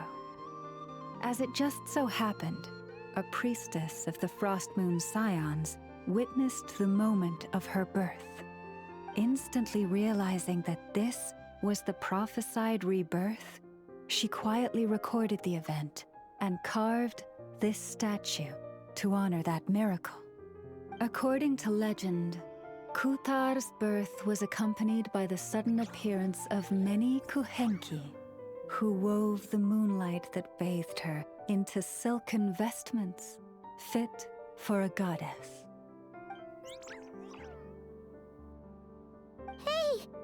It's like it knows we're talking about it. From that day forth, the Kuhenki have been regarded as Kuthar's familiars. Some believe that their habit of guiding travelers to hidden treasure stems from an instinct. The same one that not only drives them to protect the moon goddess, but also to make her smile. After all, according to the records, Kuthar always looked lonely as she gazed up at the distant moon. Kuthar left Hisi Island before I was even born. According to the previous moon chanter, the goddess was angered by our people's greed, and that is why she left us. Where did she go? No one knows what happened after she left. But just a few months ago, after those 2 ancient moon's remnants fell from the sky, she was spotted on Hisi Island once more. And the Fatui have been harassing and threatening us ever since. Judging from what they've said, our moon goddess is actually their missing harbinger, Columbina, the damselette. The damselette? But isn't she number 3 amongst the Fatui harbingers? So she's actually the moon goddess. Why would she join the Fatui then? That too is a question I've struggled with. But even at the best of times, understanding other people's choices is difficult, let alone those of a goddess. Plus, forgive me, there I go again, rambling on about our history.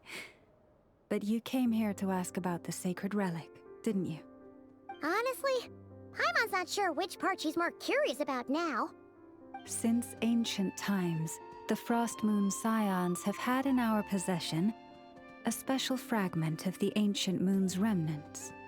A piece in which I sense a power unlike any other. Successive generations of moon chanters have all detected a divine presence within it. We call this unique remnant the Moon Marrow. We heard you can use it to see what happened in the past.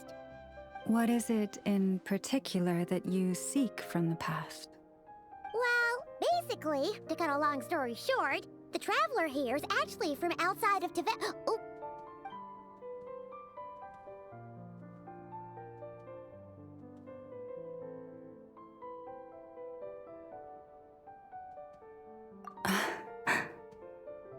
Thank you.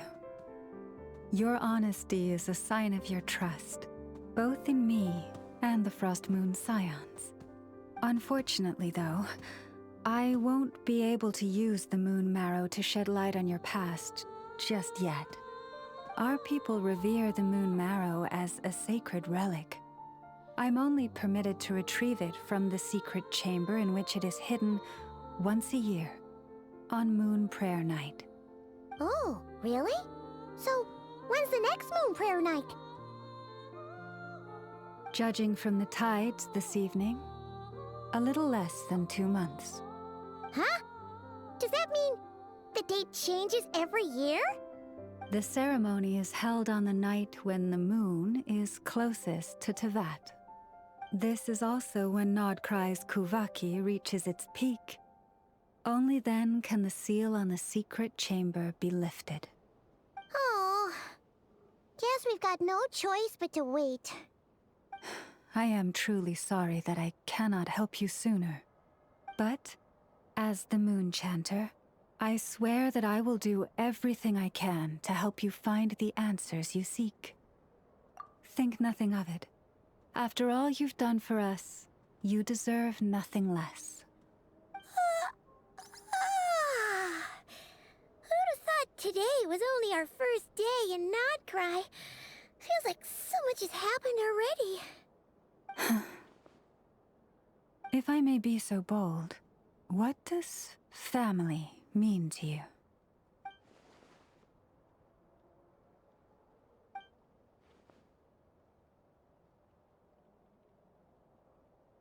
If you are aware of something, a secret that could hurt your family, would you be honest with them? Or try to hide it?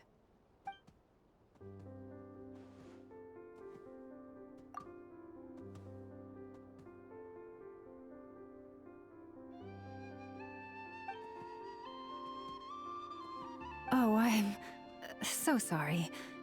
That was a strange question. I didn't mean to put you on the spot.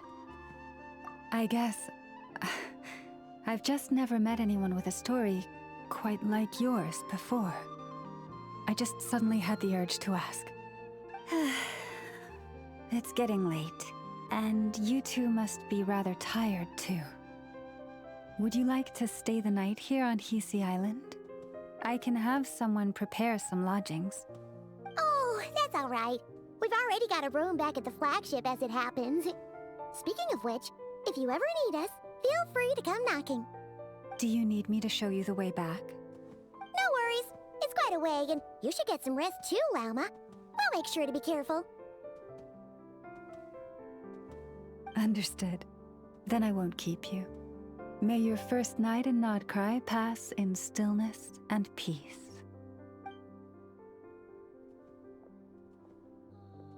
So, what you thinking?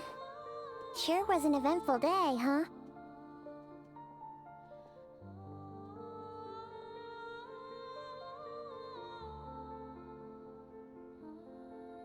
The good news is, we're not at a dead end in the search for your spaceship yet. We can always learn more about this place while we wait. The usual drill, huh? Paimon's really getting sleepy now.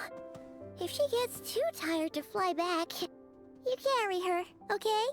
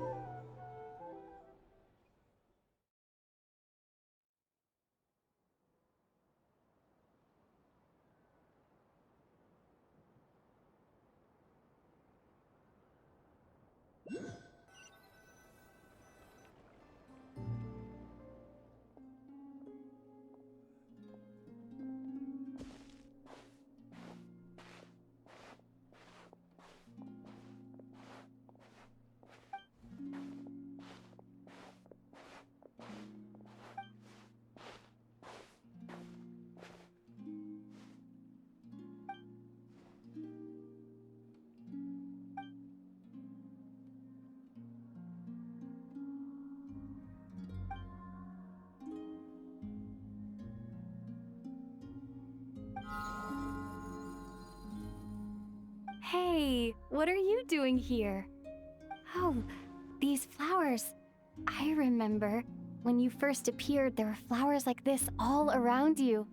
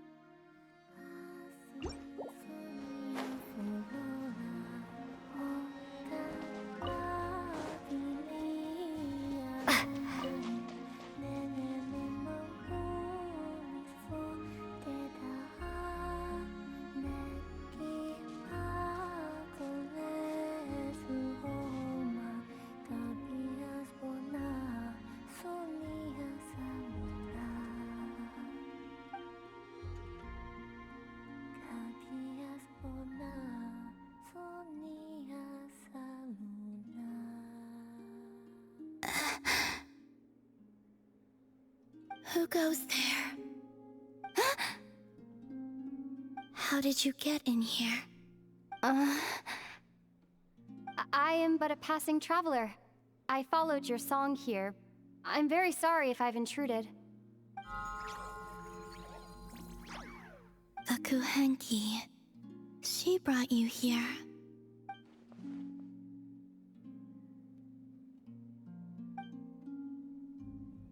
May I ask, are you the one they call Kutar? And the harbinger that the Fatui referred to as the Damselette? The Fatui? Are you here at their behest?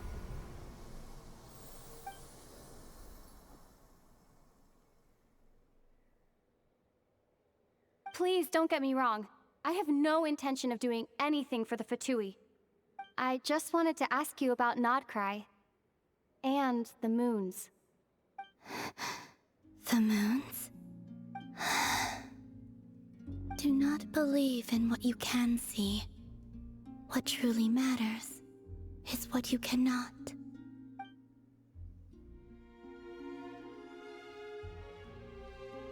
What do you mean?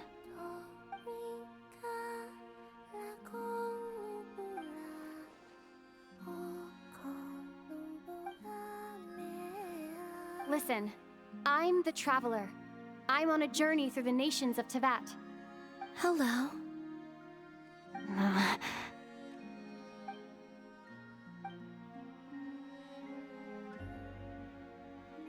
Could you tell me your name? Columbina. Kutar, the damselette, the moon goddess. Pick whichever takes your fancy. I do not know my own name.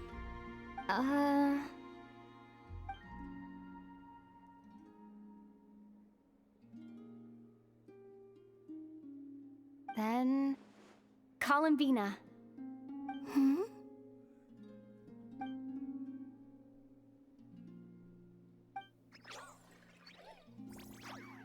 This Kuhenki, this Luanatar, did you bring her into being? Come here, little one.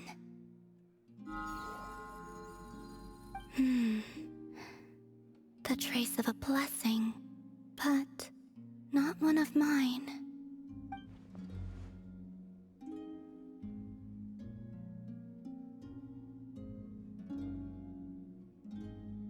People always assume I can do many things. Assume I have done many things. But I haven't. All I ever wanted was to.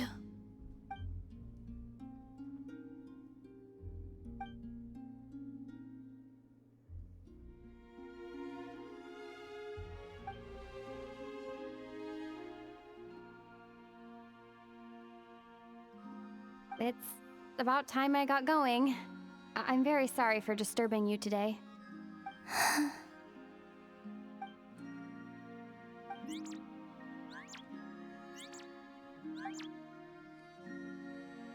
Columbina, that Kuhenki... Oh, you're leaving?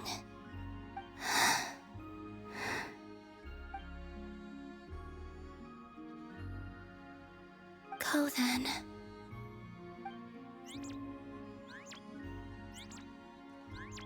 Goodbye. Take care.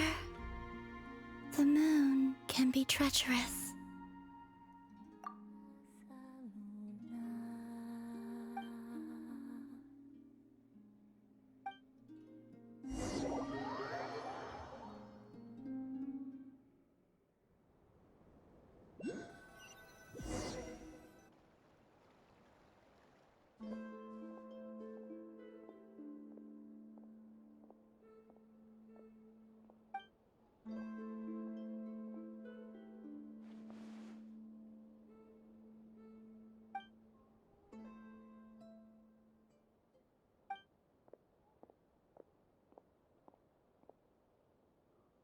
Wait, is that...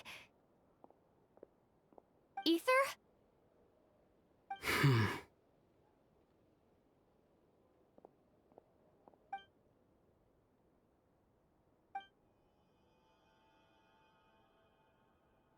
Ether!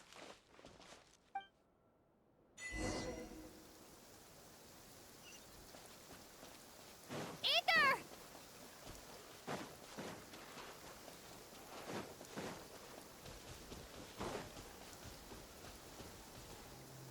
Ether... Lumine, it's you. Why are you here on Hisi Island? If I told you I was here in search of the Frost Moon Scion's sacred relic, what would you think?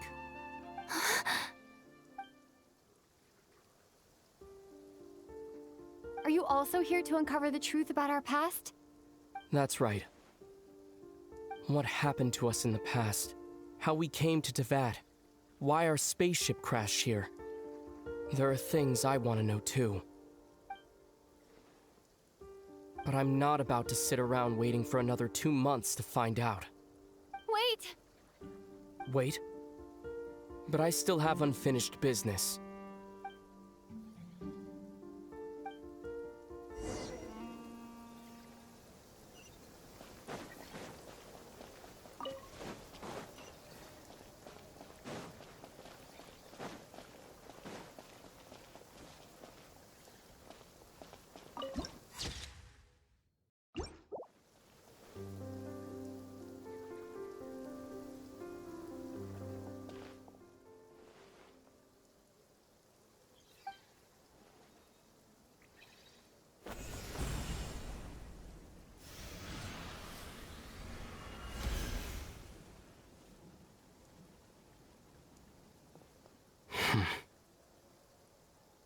Hold on a second.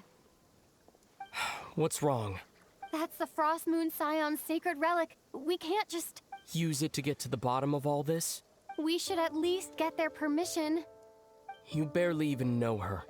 Yet already you hold that moon chanter in such high trust. What do you mean? She told you that the seal can only be broken on Moon Prayer Night, when the flow of Kuvaki is at its peak. You heard all that? Watch this. Huh? But... Get it now? She's been stalling for time. As long as the statue's base is imbued with sufficient power, the secret chamber can be opened at any time.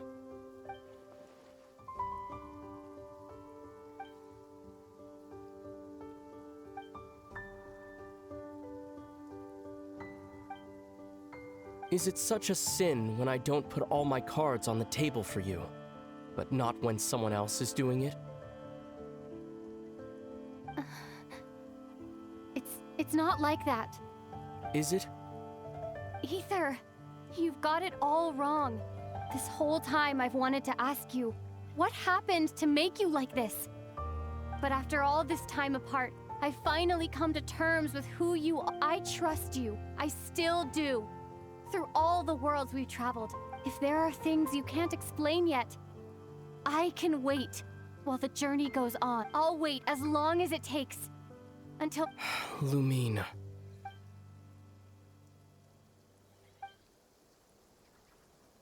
I'm not looking to borrow the moon marrow simply because of our past.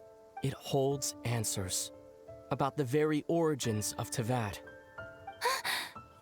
I've always believed that if you want the truth, you have to see the whole... I'm not asking you to trust me, Lumine. If this choice weighs on your heart, then let me go in alone. Forget this meeting. A bit late for... But maybe this is the chance I've been with, even if it fades with the morning. I want to go with you. You sure? Yeah. Then let's go. Ether. It's been ages since we went on an adventure together. I can't wait. Really? You think I'd lie to my little sis?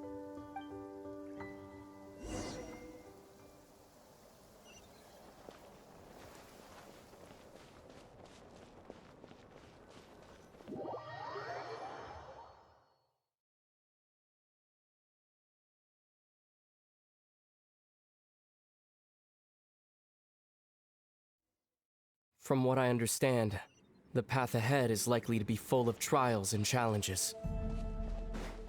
A deterrence against intruders, and a test for those who truly seek entrance. Nah, I doubt the two of us will have any problems. I agree. Still, if we get separated, things could get tricky. Best we move together and watch each other's backs. Even the sound of your footsteps takes me right back. As a warrior, as a traveler, looks like this is the first trial.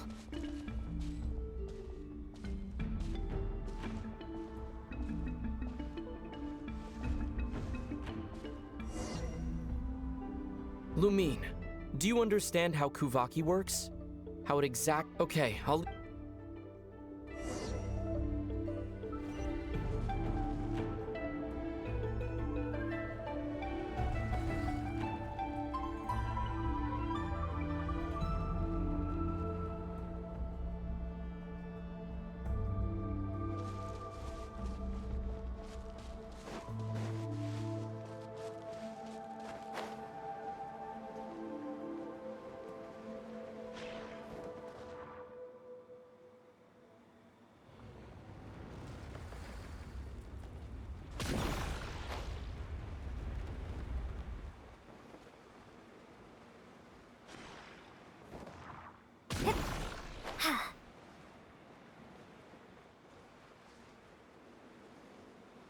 This should help Ether get across.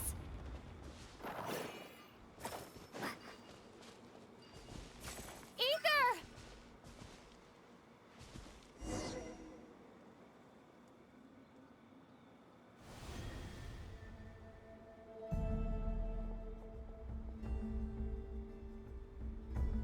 We make a pretty great team, huh? Just like the old days.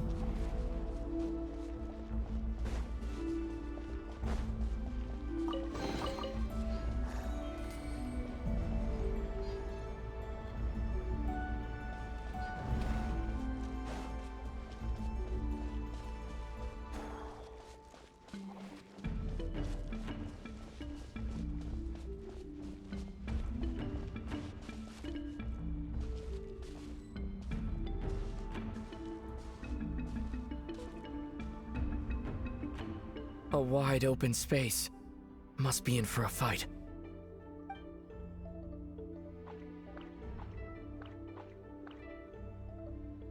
Was that it? What a letdown.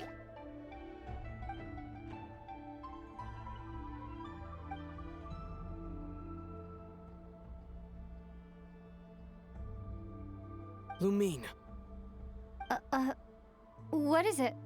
Why are you looking at me like that? Those enemies were weak, were they not? Maybe it's because the trial's only just begun. Actually, I've got an idea. Why don't we have ourselves a little friendly competition? Let's see if your journey has made you rusty. You're on.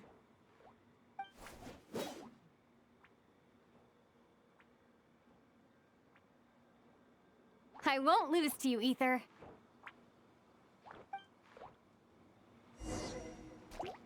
If memory serves, I used to come out on top more often than not.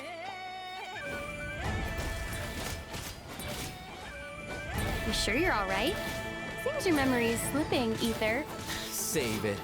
We'll know who's stronger soon enough. Let's see what you've got.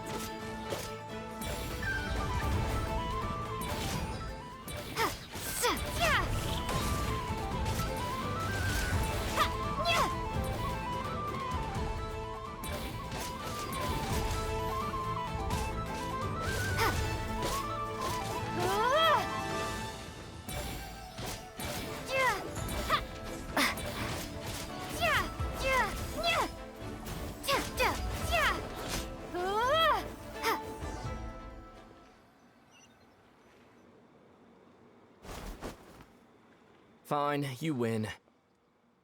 Didn't feel like you really wanted it anyway. Going all out in a place like this? Sounds like overkill to me.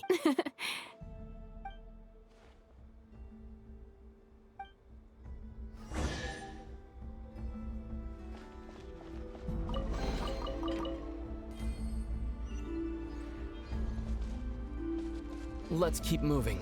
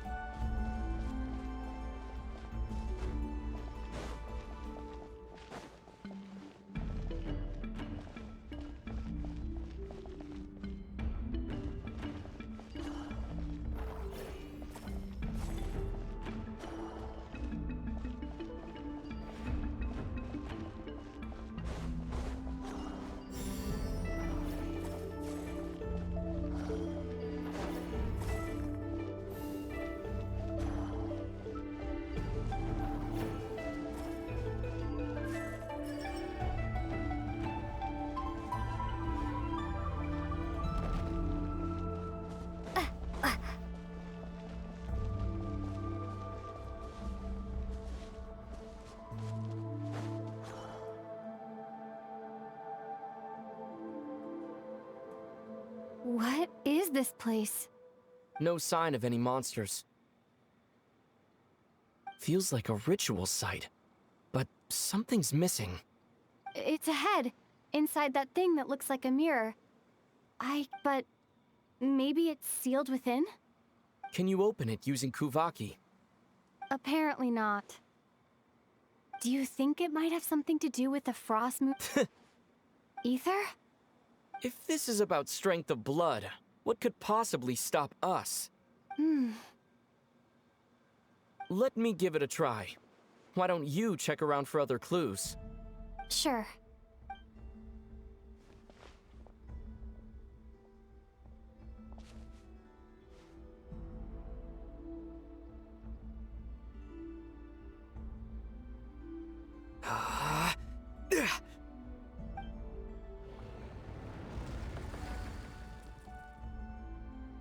Found it. This should do the trick. Okay.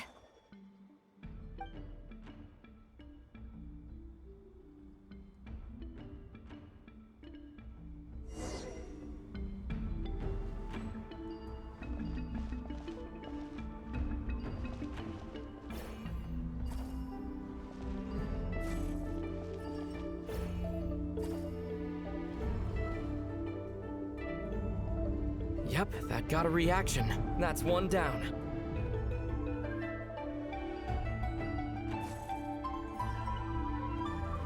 Nicely done.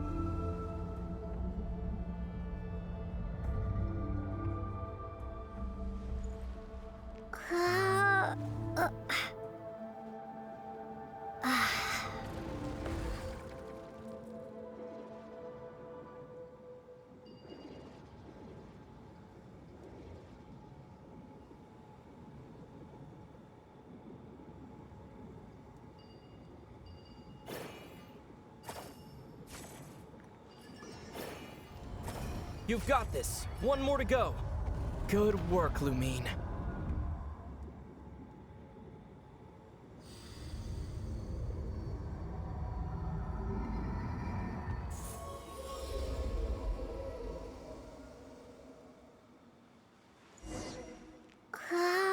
The door's open.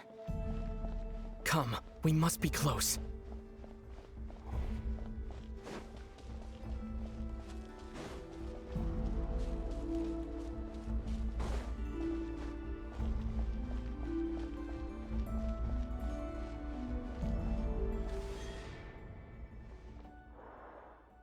Stay on your toes now. Have you considered that I might be the more experienced between us? Is that so?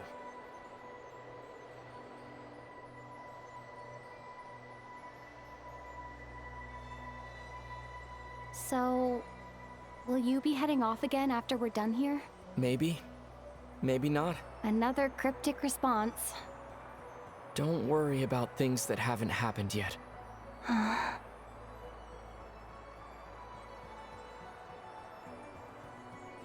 At the end of all this, what do you think we'll find? Whatever it is, we can handle it. What about the end of our journey? That's not something we need to worry about right now.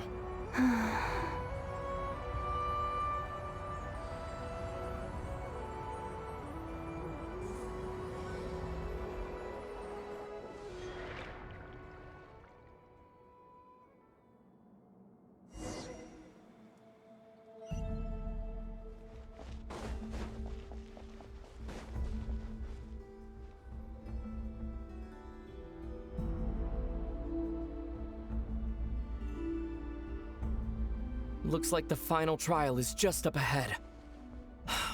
Ready for battle? When have I ever not been?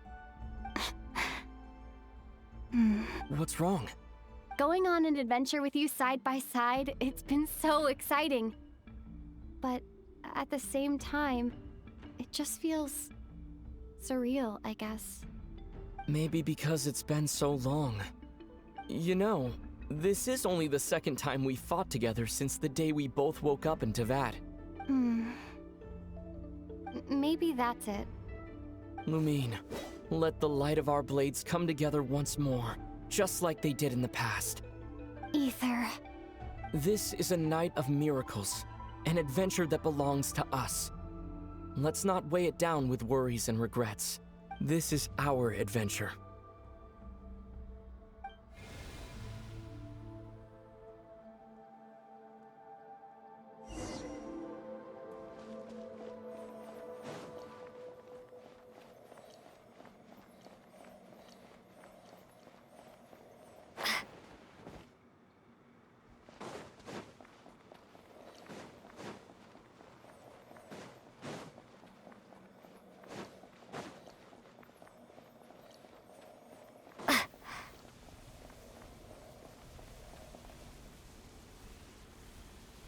Here goes nothing. Prepare for battle. Stay focused! Dodge its attacks!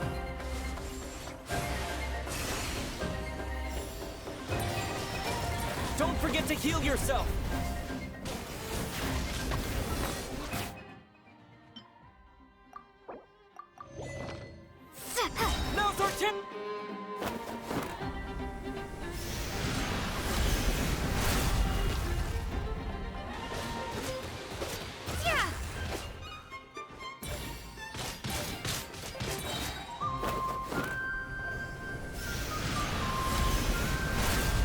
Watch out!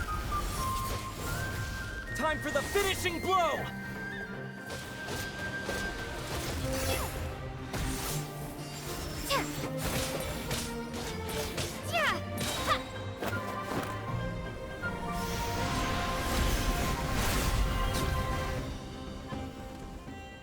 It's over. Nicely done. Flawless execution. Couldn't have pulled it off without your backup. Not too shabby at all. As for what you were saying, yes, I should have come to see you earlier. Or at the very least. Spent more time with me, going on adventures like this? Something like that. Instead of just running off and expecting you to follow my trail. Wait a sec. That's not an official apology, is it? That goes without saying. Come on, time to claim the treasure we came for.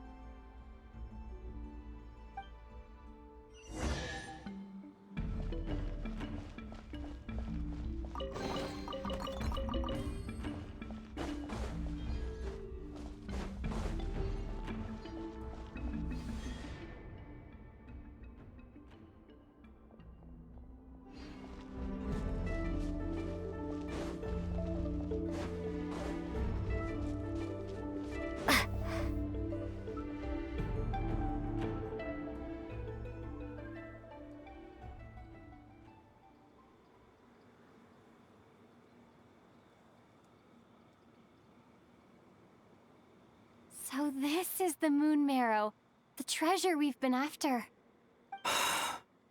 All right, go get it for me, Lumine. It belongs to me.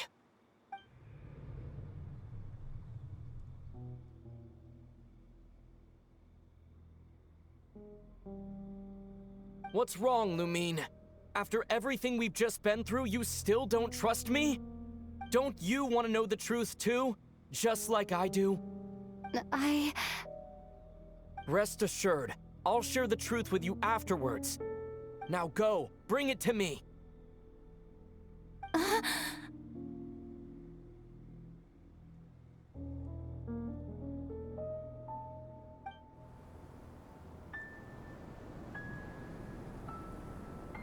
What's going on? Where did this fog come from? Ether!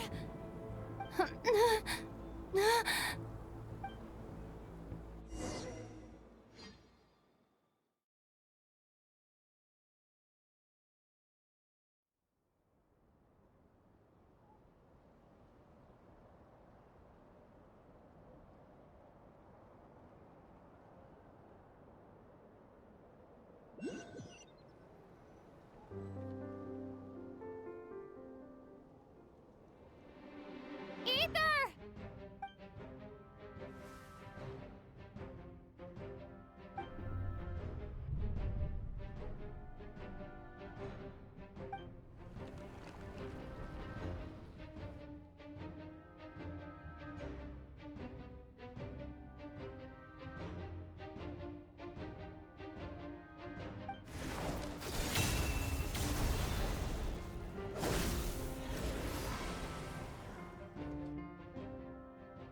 Ether!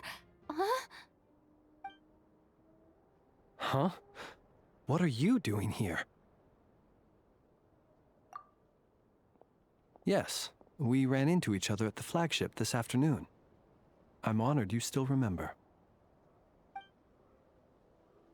Are you looking for something here?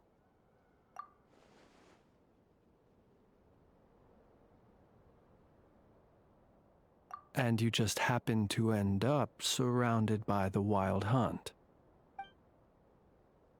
Sorry, I did not intend to come off as pointing fingers. Indeed, perhaps our courses of action do not differ so greatly. Not exactly.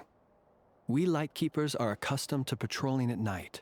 A long-held tradition, you understand. I was just passing by when I noticed that the Wild Hunt had struck. So I simply did what I am duty-bound to do. As a matter of fact, I just saw someone leaving in quite the hurry. Was that your companion?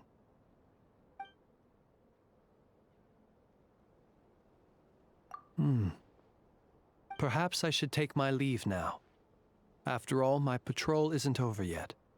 Nodcry is a dangerous place to be at night. I'd advise that you head back soon as well.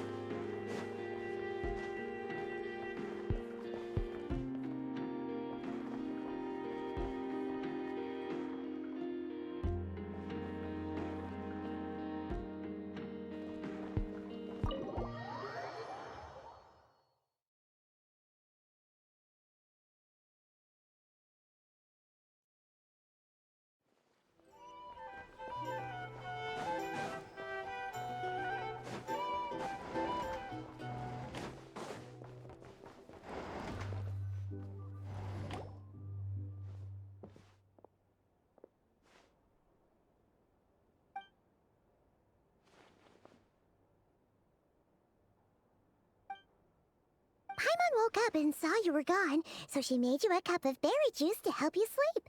Her own secret recipe. When you get back, drink it up and go get yourself some rest.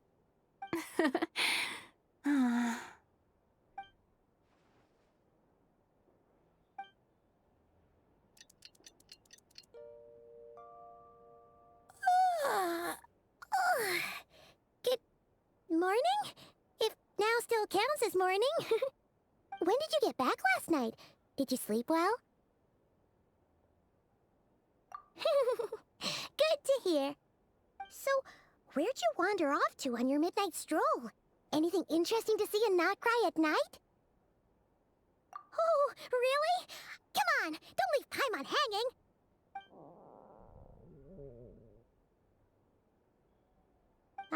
All right. Guess we'll have to feed your stomach before we feed Paimon's curiosity. Let's go grab something to eat while we talk.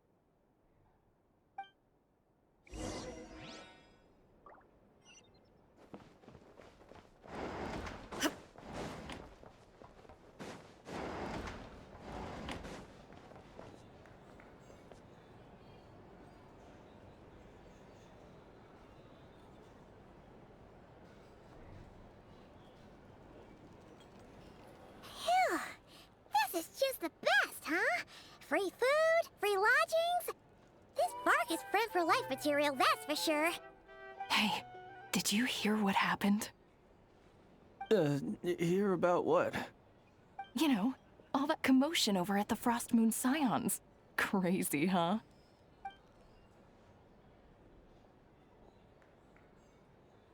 Huh? What happened? See what I mean? Completely oblivious to what's going on around you. The sacred relic of theirs, it's been stolen. Hey, slow down. Paimon knows you're hungry, but you don't have to worry about her stealing your food. At least, not today. What? Was it those Fatui? No idea, but the news has already spread right through Nasha Town. What did their high priestess... what did they call her again? The moon... something... Anyway, what did she say about it? What could she say? She's the one who discovered it was missing.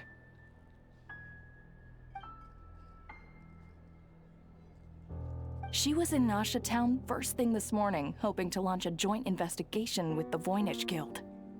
Whoa! Did you hear that? Lauma and the others, their sacred relic's been stolen! Who intended Tevat would even have the nerve? Paimon bets it was that bunch of good-for-nothing, rule-breaking, troublemaking fatui!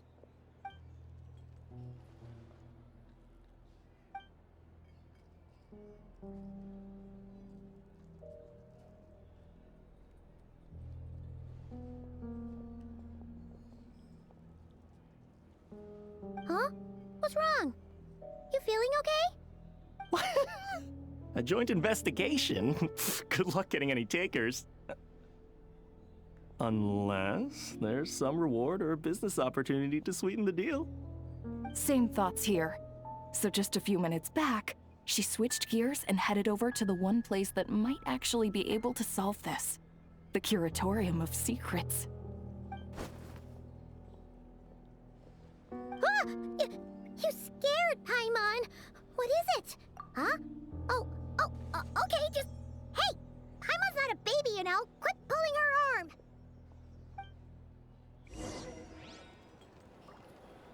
These are bounties. If you want to negotiate a crisis, go find a friend.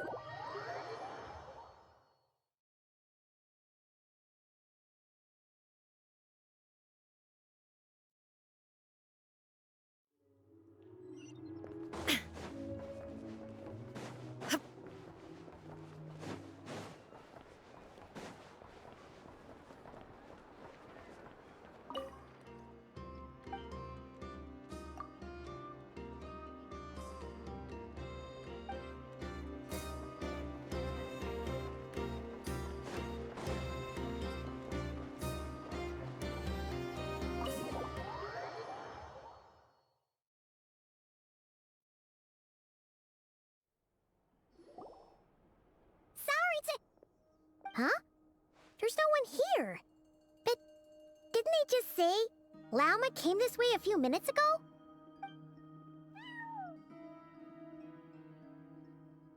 No one except for a cat watching over the front desk. Excuse... meow? Are we supposed to check in here?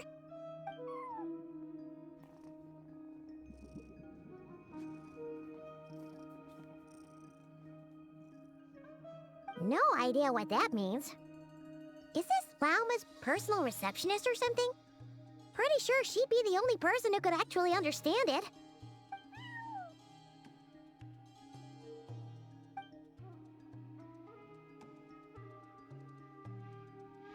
Huh?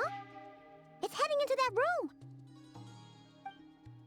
But why not? Like I told you already, that's just... Huh? Another client.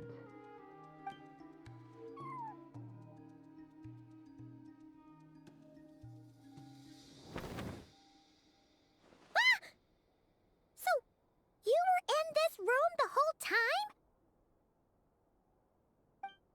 Something I can do for you? Traveler. Paimon. Oh, you're acquainted then? Yes. They visited Hisi Island yesterday. We had dinner together. Allow me to introduce you. Traveler, Paimon. This is Nefer, boss of the Curatorium of Secrets. Pleasure to meet you. They are travelers who arrived in Nodcry just yesterday. Greeted by the birds and beasts of this land, they are kind-hearted souls who walk in the moonlight's glow.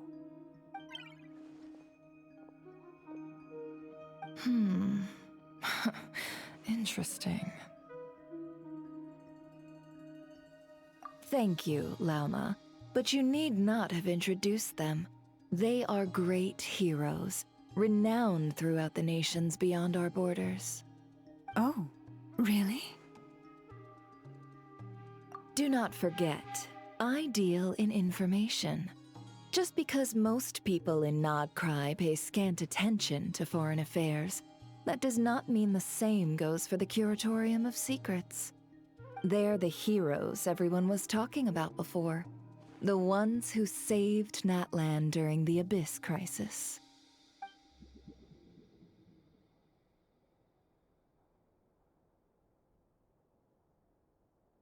I see. We Frostmoon Scions seldom leave our domain, so I had not heard of your heroic deeds. Please, forgive my ignorance. It's no big deal. We were hoping to keep a low profile anyway. If we had to list all of our titles and good deeds, we'd be talking till sundown, and then— Huh? What's wrong? Still not feeling great? So, what brings you both to the curatorium today? Oh, so basically, we were just eating when we overheard people talking about how the Frostmoon Scion's relic had been stolen, and then she dragged Paimon over here. I see. Ah, I see. So you came over here because you were worried about Lauma. A combination truly befitting of great heroes. Strong at arms and pure of heart.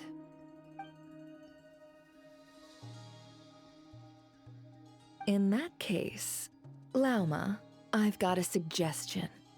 Why not ask these battle-hardened heroes to take the commission for you? Honestly, it's a little beyond the means of such a modest establishment as ours.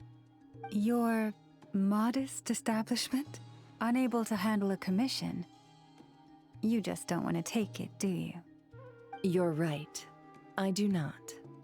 What kind of commission is this? Surely it's not to recover your stolen relic? Yes, that is it. Recovering the relic is both my duty as a moon chanter and a step toward fulfilling the promise I made the Traveler, to help uncover the truth of the past. But Nefer has already declined our commission multiple times.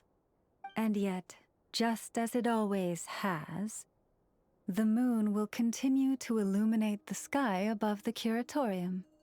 Come night or day, may the moon goddess keep you. Enough of that.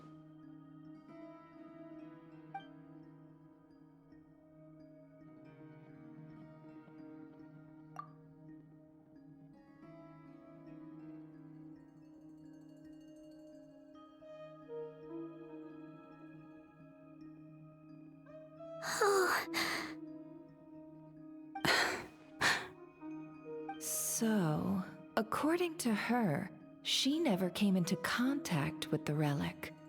So she suspects her brother may have taken it.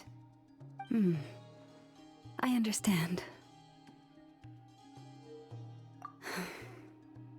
The Frostmoon Scion's secret chamber has remained hidden from the world for generations. But the reason outsiders are forbidden entry is not only to prevent theft. Within the chamber lie ancient trials, challenges designed to test the worthiness of those who enter. To intrude without rightful cause is a most perilous act indeed. So please, don't be too hard on yourself. The fact that you made it through those trials proves your right to stand before the relic. To put it simply, the Moon Marrow itself has deemed you worthy. No. Your honesty tells me everything. You never sought to take the Moon Marrow for yourself. As for what happened at the end, I suspect the Chamber's protection mechanism may have been activated. Among those who entered the final chamber, there was either someone with impure intent, or else an abyssal presence. The Abyss? Perhaps that's why, then. Either way, the Moon Marrow was taken. And I believe you. So the problem remains the same. I need to recover our relic. See? Didn't I tell you it would all work out in the end? But before everyone starts celebrating, forgive me for asking just one more thing. Are you absolutely sure your brother took the relic? What do you mean? Weren't they the only ones inside at the time? Who knows? Think about it. After your brother broke the seal with abyssal power, what was to stop someone else from following you in there? In theory, nothing. And as it just so happens, I received a tip-off from one of my sources earlier this morning. Word is, today of all days, the Fatui suddenly called off their search for the relic. What? Huh? Why? Well, either they woke up this morning and suddenly decided they'd lost all interest, or... Exactly.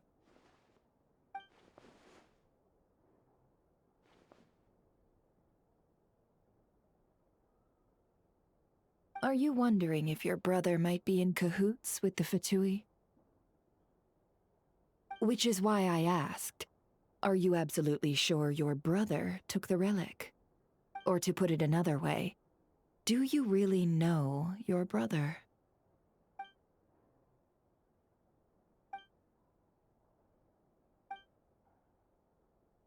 In other words, it's highly likely that the Fatui already have the moon marrow. So, basically, all we need to do is find our way into that... Congratulations, you found your answer. Looks like the curatorium won't need to lift a finger this time. Well, Lauma, there we are. On behalf of our long-standing cooperation and the great hero by your side, I'll waive your consultation fee. But just this once.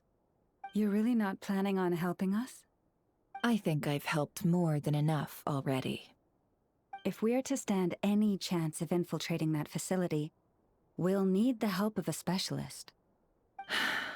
Just so you don't get the wrong idea, let me make myself crystal clear. The Curatorium of Secrets has always striven to abide by a policy of strict neutrality. We do not take sides with any faction in Nodcry. I cannot help the leader of the Frostmoon Scions sneak into a Fatui facility. That would make me their enemy. When one of their harbingers asked me to help them infiltrate your territory, I gave them the same answer. No.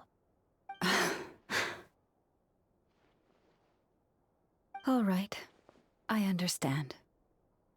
But I do have one final request. I promise it's my last. It had better be. No matter who it is, I want you to help us persuade the next person who walks through that door to join us. What is she up to? You're that desperate for help? What if it's a member of the Fatui? It doesn't matter. You're welcome to tell them everything, even about our plans to infiltrate the Experimental Design Bureau. All I'm asking is for you to say one thing, just one thing to help persuade them. If you do that, I promise I won't ask you for anything else. Made up your mind? Fine. Fine, I'll play along with your little game. Besides, as long as I'm not personally involved, no one can accuse us of taking sides. Boss, I'm back!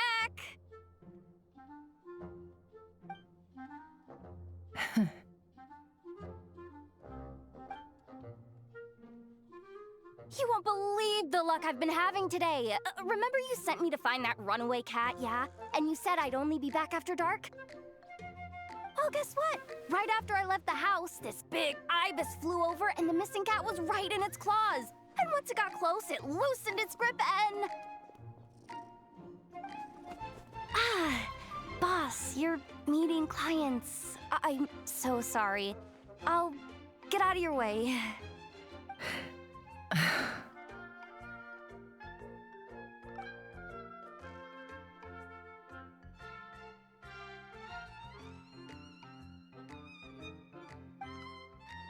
Yehoda, dear, come here. Huh? Me? Is something the matter? Oh, hi there. My dear Yehoda, I have a request. Yikes! Why does the boss sound so scary? Did I do something wrong? Would you be so kind as to accompany these 3 delightful clients of ours and help them infiltrate the Fatui's Kuvaki Experimental Design Bureau? What is going on here? Boss usually just says things like, hey, go do this, or you, go take care of that. Why is she being so scarily polite? And wait a sec, the Fatui's research facility? That's basically a death sentence. Made your mind up yet, my dear?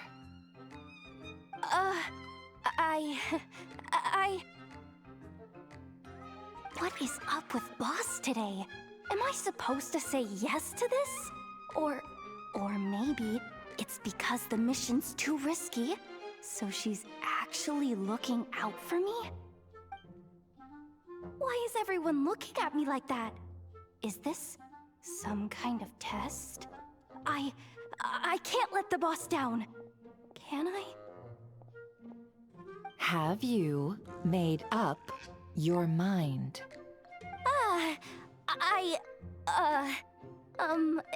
That's... Sure, why not? Really? You really don't mind helping us? Huh? Oh, yes. I mean, no. Of course, I guess I do. Oh, thanks so much! We owe you big time! On behalf of the Frost Moon Scions, too, thank you, Yehoda, for your help. What the? Seriously, what just happened? Why does the boss look so fed up? Oh no, was I supposed to turn them down? All that mentoring, time spent teaching her how to deal with different factions. In one ear and out the other. Never. You got what you wanted. You promised that was it. I know this goes against your principles. I won't forget the favor. Trying to get me to change my mind now? Of course not. I just wanted to say thank you. So, thank you. Oh. Yehoda, we'll leave the planning to you. Let's discuss the details elsewhere. Huh? Oh, okay. Oh, what have I gotten myself into? Oh, by the way, Yehoda, before you go... What is it, boss? You're fired. Huh? Effective immediately. As in, this exact moment. The curatorium will take you back, of course, but only once you've completed this commission for our 3 clients. What? Is there some issue? Well, here's the upside. Without me taking a cut from your commission, you'll earn more. Seriously? Can someone explain what's going on here?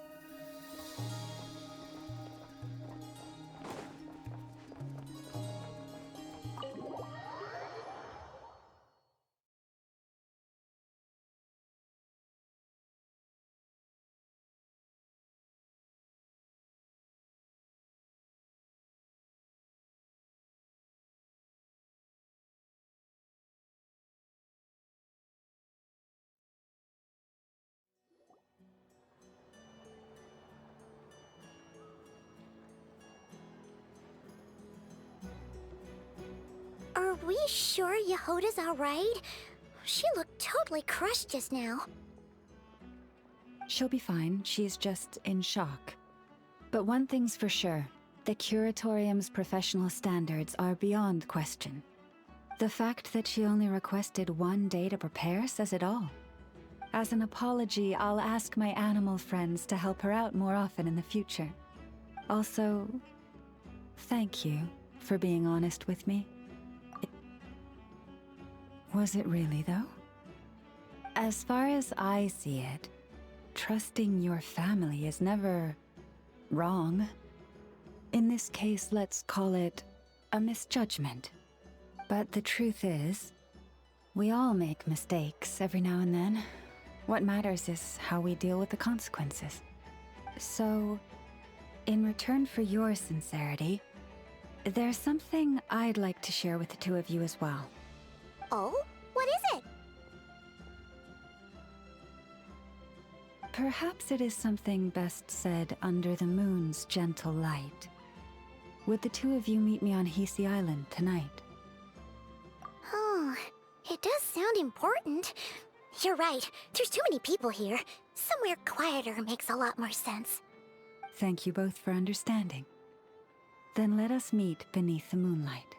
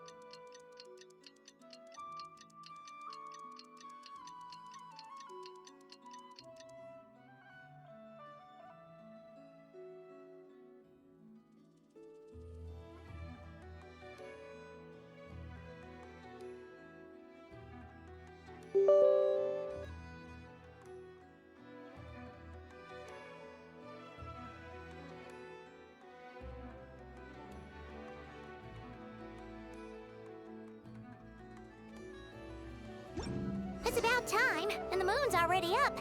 Let's head over to the place we agreed to meet Lauma.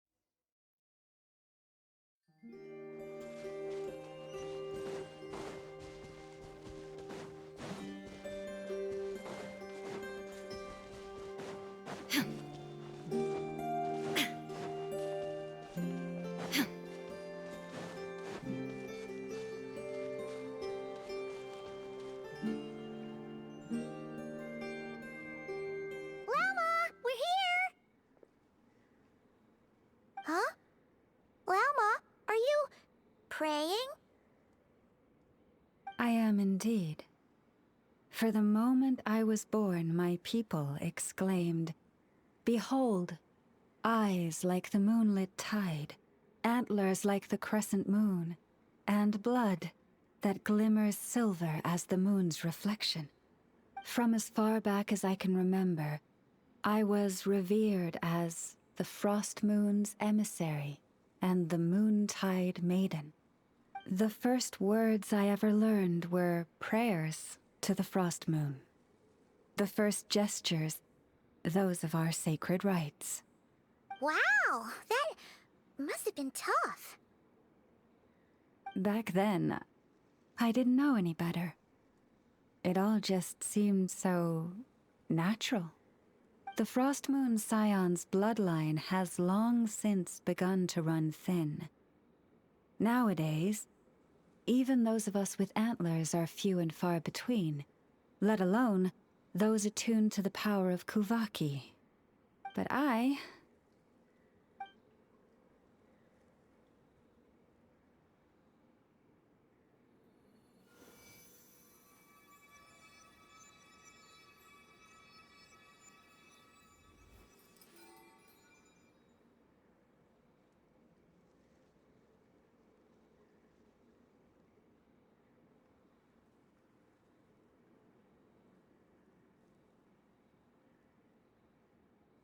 Whoa! Your antlers are so pretty. They say it's an extraordinarily rare condition. Once in a century, if that. I am unusually sensitive to the moonlight, as well as to the Kuvaki's ebb and flow. As a child, I could barely sleep because of it. Oh no! It was that serious? To others, fluctuations in Kuvaki are something you easily get used to, like a gentle tide lapping away at the shore. But to me, that same tide is a towering tsunami, a surging swell crashing against me. Of course, as the years went by, I learned how to suppress my senses and my power, enough to keep it all from overwhelming me. But because of that, I also had to walk the path of concealment. Concealment? From the moment I was first taught to pray, my kin would point up to the night sky telling me, "That, Lauma, is the frost moon, the last of the moons, the sole surviving truth." But I would ask them in response, why? Why can't I feel anything from it at all? Later, I came to understand that they simply could not tell where the real tide was coming from. They couldn't sense it. The true moon beyond the sky's veil.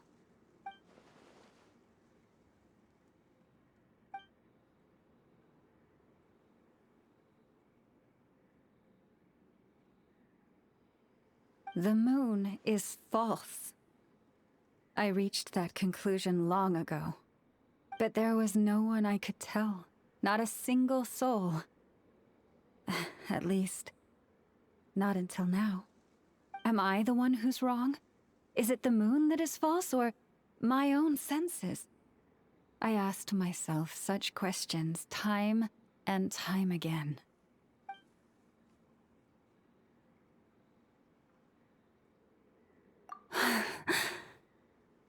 Thank you. When you called yourself a descender, I had a feeling you might be able to confirm what I had always suspected.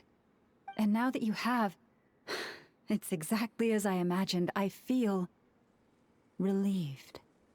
Oh, Paimon kinda gets why you couldn't tell anyone now. It's not easy to change people's minds on something they've believed for hundreds of years. That's what I meant by concealment. I knew too much, so I had no choice but to keep my people in the dark. Every prayer I offer feels like a lie to keep myself going.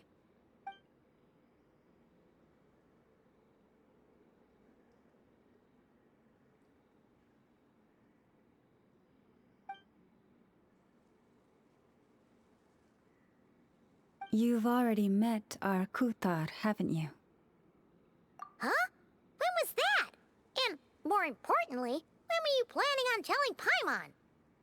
Ah, no wonder. What did you think of her?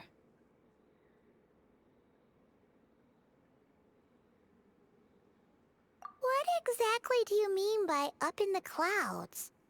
I understand what you mean. She is quite indifferent to the world outside herself. But I find it hard to hold that against her. Yes, it was shortly after the fall of the ancient moon's remnants. I asked her what the Frost Moon Scions meant to her, and why she left in the first place. Yeah? So, why did she? Perhaps it's better if you ask her yourselves. Things tend to get lost in translation when you speak on someone's behalf. What I can say for certain is this. Even when I had no one to confide in, I still had a family. I still had the Frost Moon Scions. But that girl, born beneath the moonlight, perhaps she's never felt she had either. The truth is, though, she might have had it all. If only the Frost Moon Scions hadn't let her down.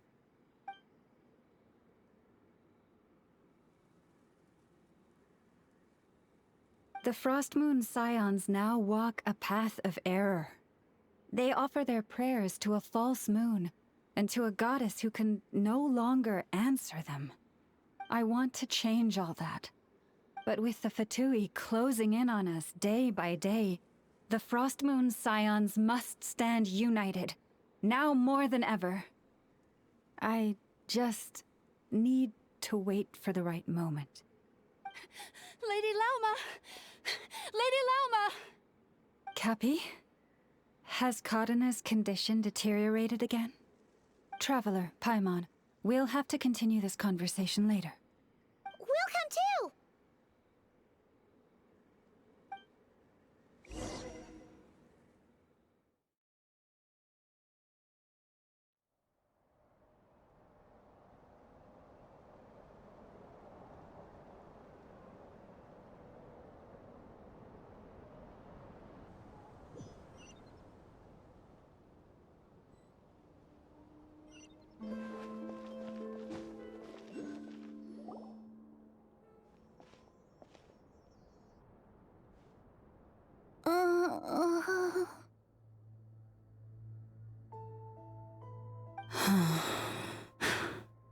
Why?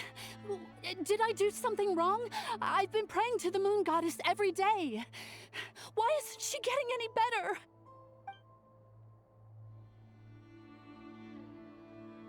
Cappy, I need you to wait outside.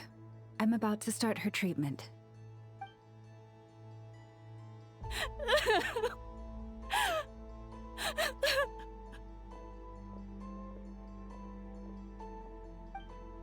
Is there anything we can do to help? Just don't be alarmed by what you're about to see. And please, don't let her mother see it.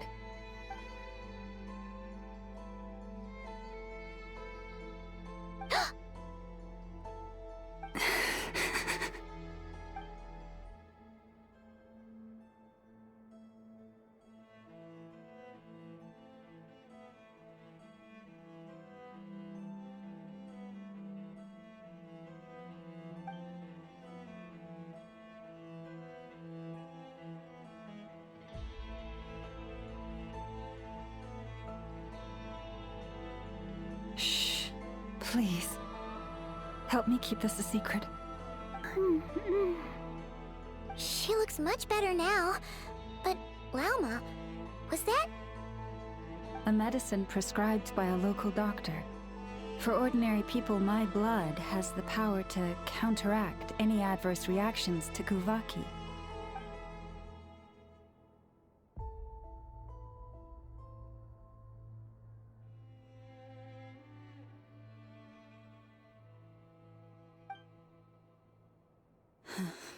So, now you know another of my little secrets.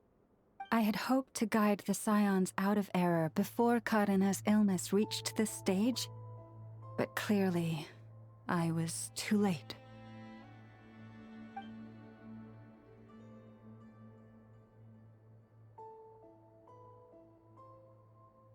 My life is as hidden from sight as the far side of the moon. Yet people only look to the bright side for guidance. If the day ever came when the two sides were reversed, could they truly accept it?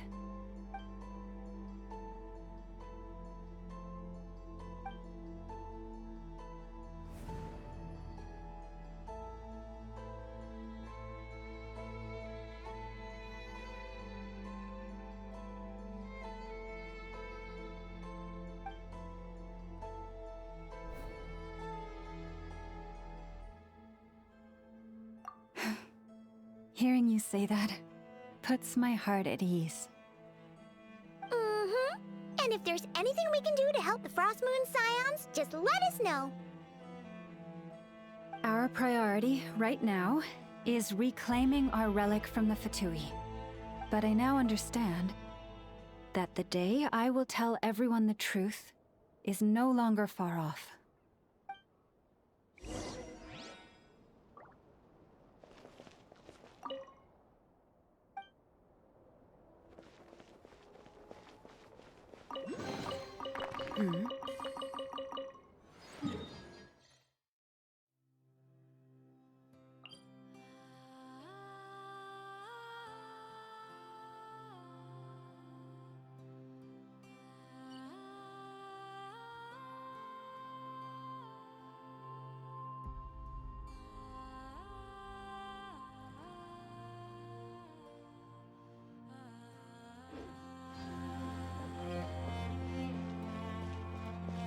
Prices like these are just outrageous.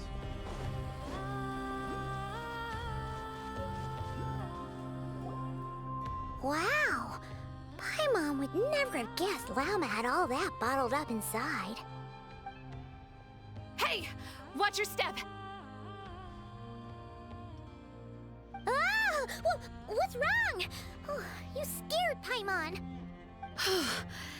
You scared me there too. Almost stepped right into one of my traps. A trap? Why would you leave a trap somewhere like this? Well, it's not like this is a main path. And besides, we Frostmoon Scions would recognize it instantly.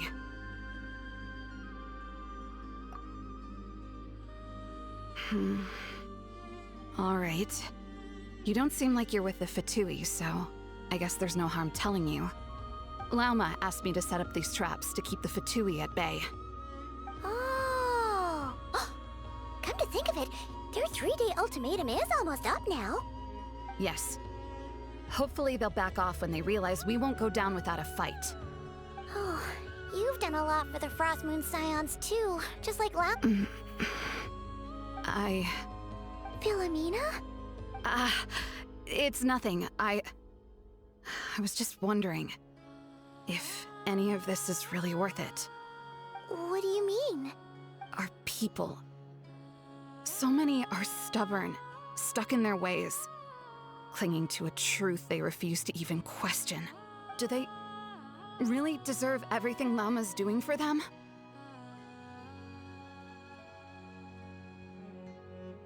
Afraid. Huh. I suppose. Maybe you're right. No. I shouldn't be saying this. Just forget it, okay? Bye. Huh? Why did I say all that? Or really, why am I still doing any of this? Either way, this will be my final night with the Frostmoon Scions. Wow, she sure took off fast. So, are we heading back to the flagship for a break, or what? Wait, you're not thinking of visiting that damselette up in Cloud Cuckoo Land, are you? Huh, given who she is, pushing her won't get us anywhere. Let's bring her something tasty. If she doesn't want to talk, we'll have to win her over with food. Hey, no harm in trying. At the very least, it shows we're trying to be friendly. Let's see. How about an F is 9.12 out of 10 berries and fried meat, the Frost Moon Scion's boon of the day, and one of your signature dishes. Your choice. Should be a good mix of meat and veggies. There's bound to be something she likes.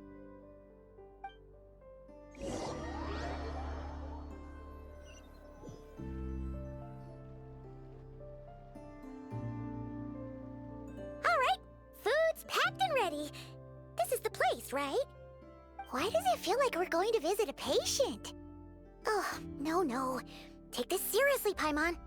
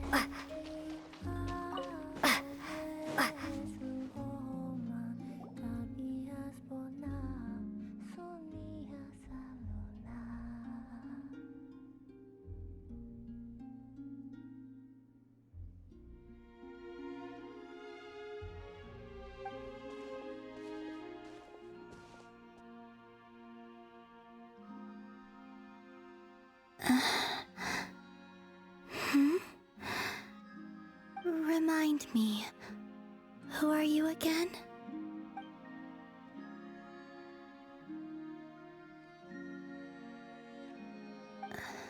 A different one floats by your side today. A different one? What's that even supposed to mean? Oh, there goes Paimon's perfect conversation starter. Hi there! Paimon is Paimon, and this is the Traveler.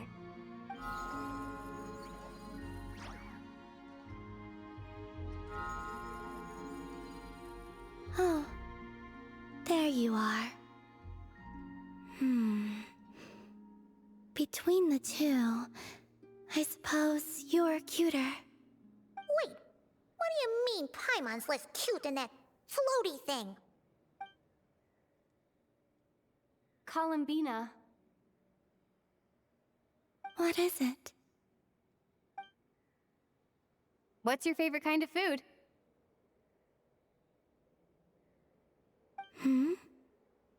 Is this a treat? Or an offering? Let's go with treat. Anyway, this is all the Traveler's cooking, so please, help yourself.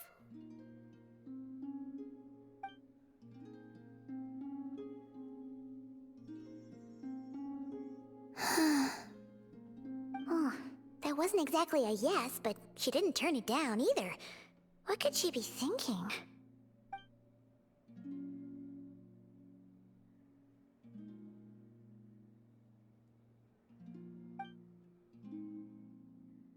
So, what do you want to ask?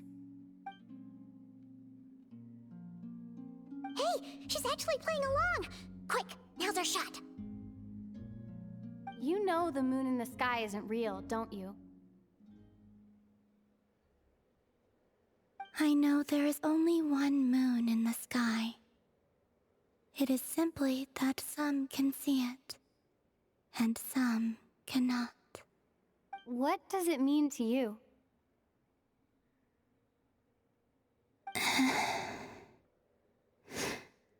The missing prologue. What?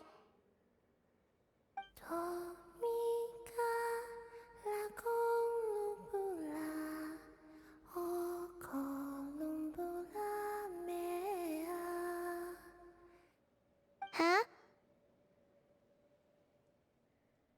What does that mean? Isn't she going to explain herself? Can you tell me more about that melody? You were humming it last time too. It must be important to you.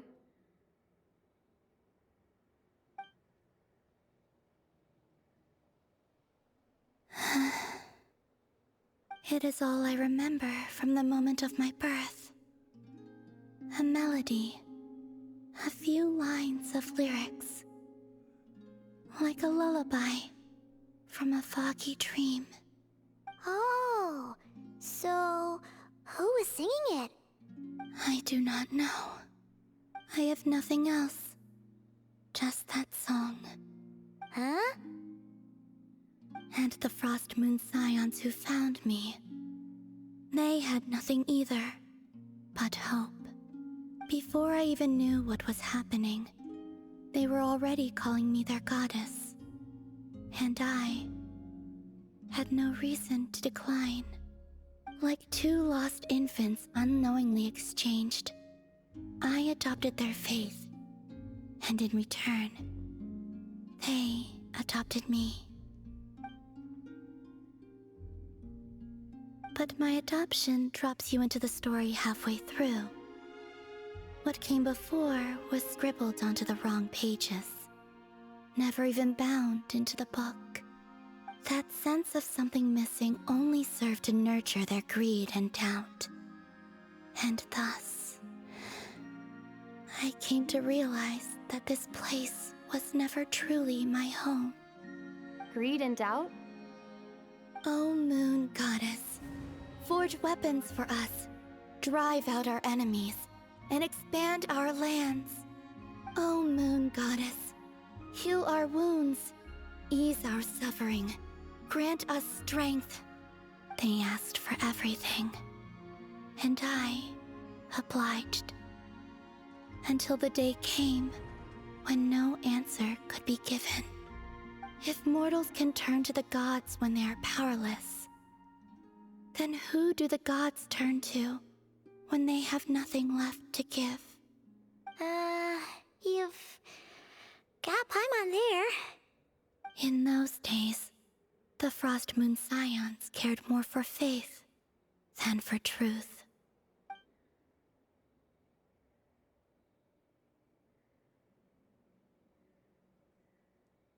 Reality rewrote the sky in words I could not understand. I did not want to read a tampered version, so I simply stopped looking. The real beginning of my story lies up there, on the moon, forever beyond my reach. Like a message carved for blind hands, sealed away where no fingers can find it. Huh. So that's how it is.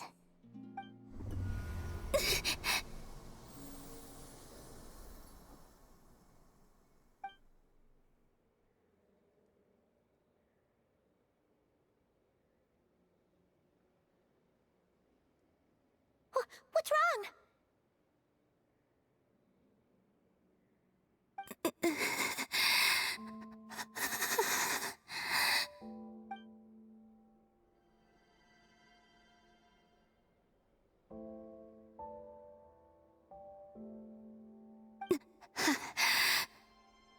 You should go. What, now? But you really don't look well. Did something just happen? Is there anything we can do to help? No. Aside from answers, I have nothing else to give you in return. This is the price of running away from home a second time. Running away from home?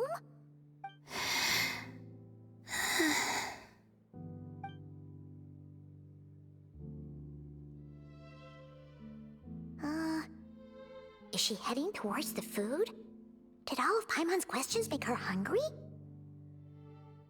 Do you still have many questions? I know I should offer more in return for your kindness, but I'm feeling a little worn out. Oh, we're so sorry about that. The Tsaritsa was right. Freedom always comes with a price. She said I could treat the Fatui as a second family, a second home. But in the end, they were no different. All they wanted in truth was my power as the moon goddess. I'd rather not dwell on such unhappy memories.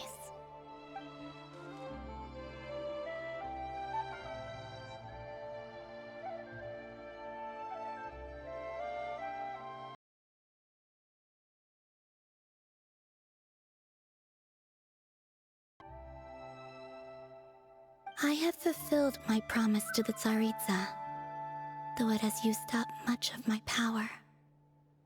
So you see, this has nothing to do with betrayal. So, you're just staying here for now, resting and recovering your strength? Yes. What about these flowers?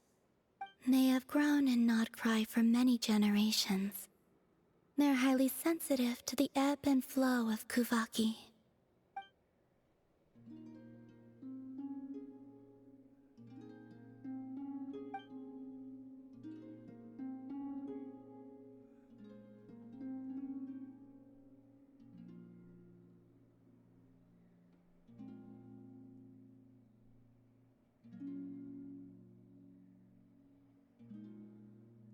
At times, I thought about using that relic the Frost Moon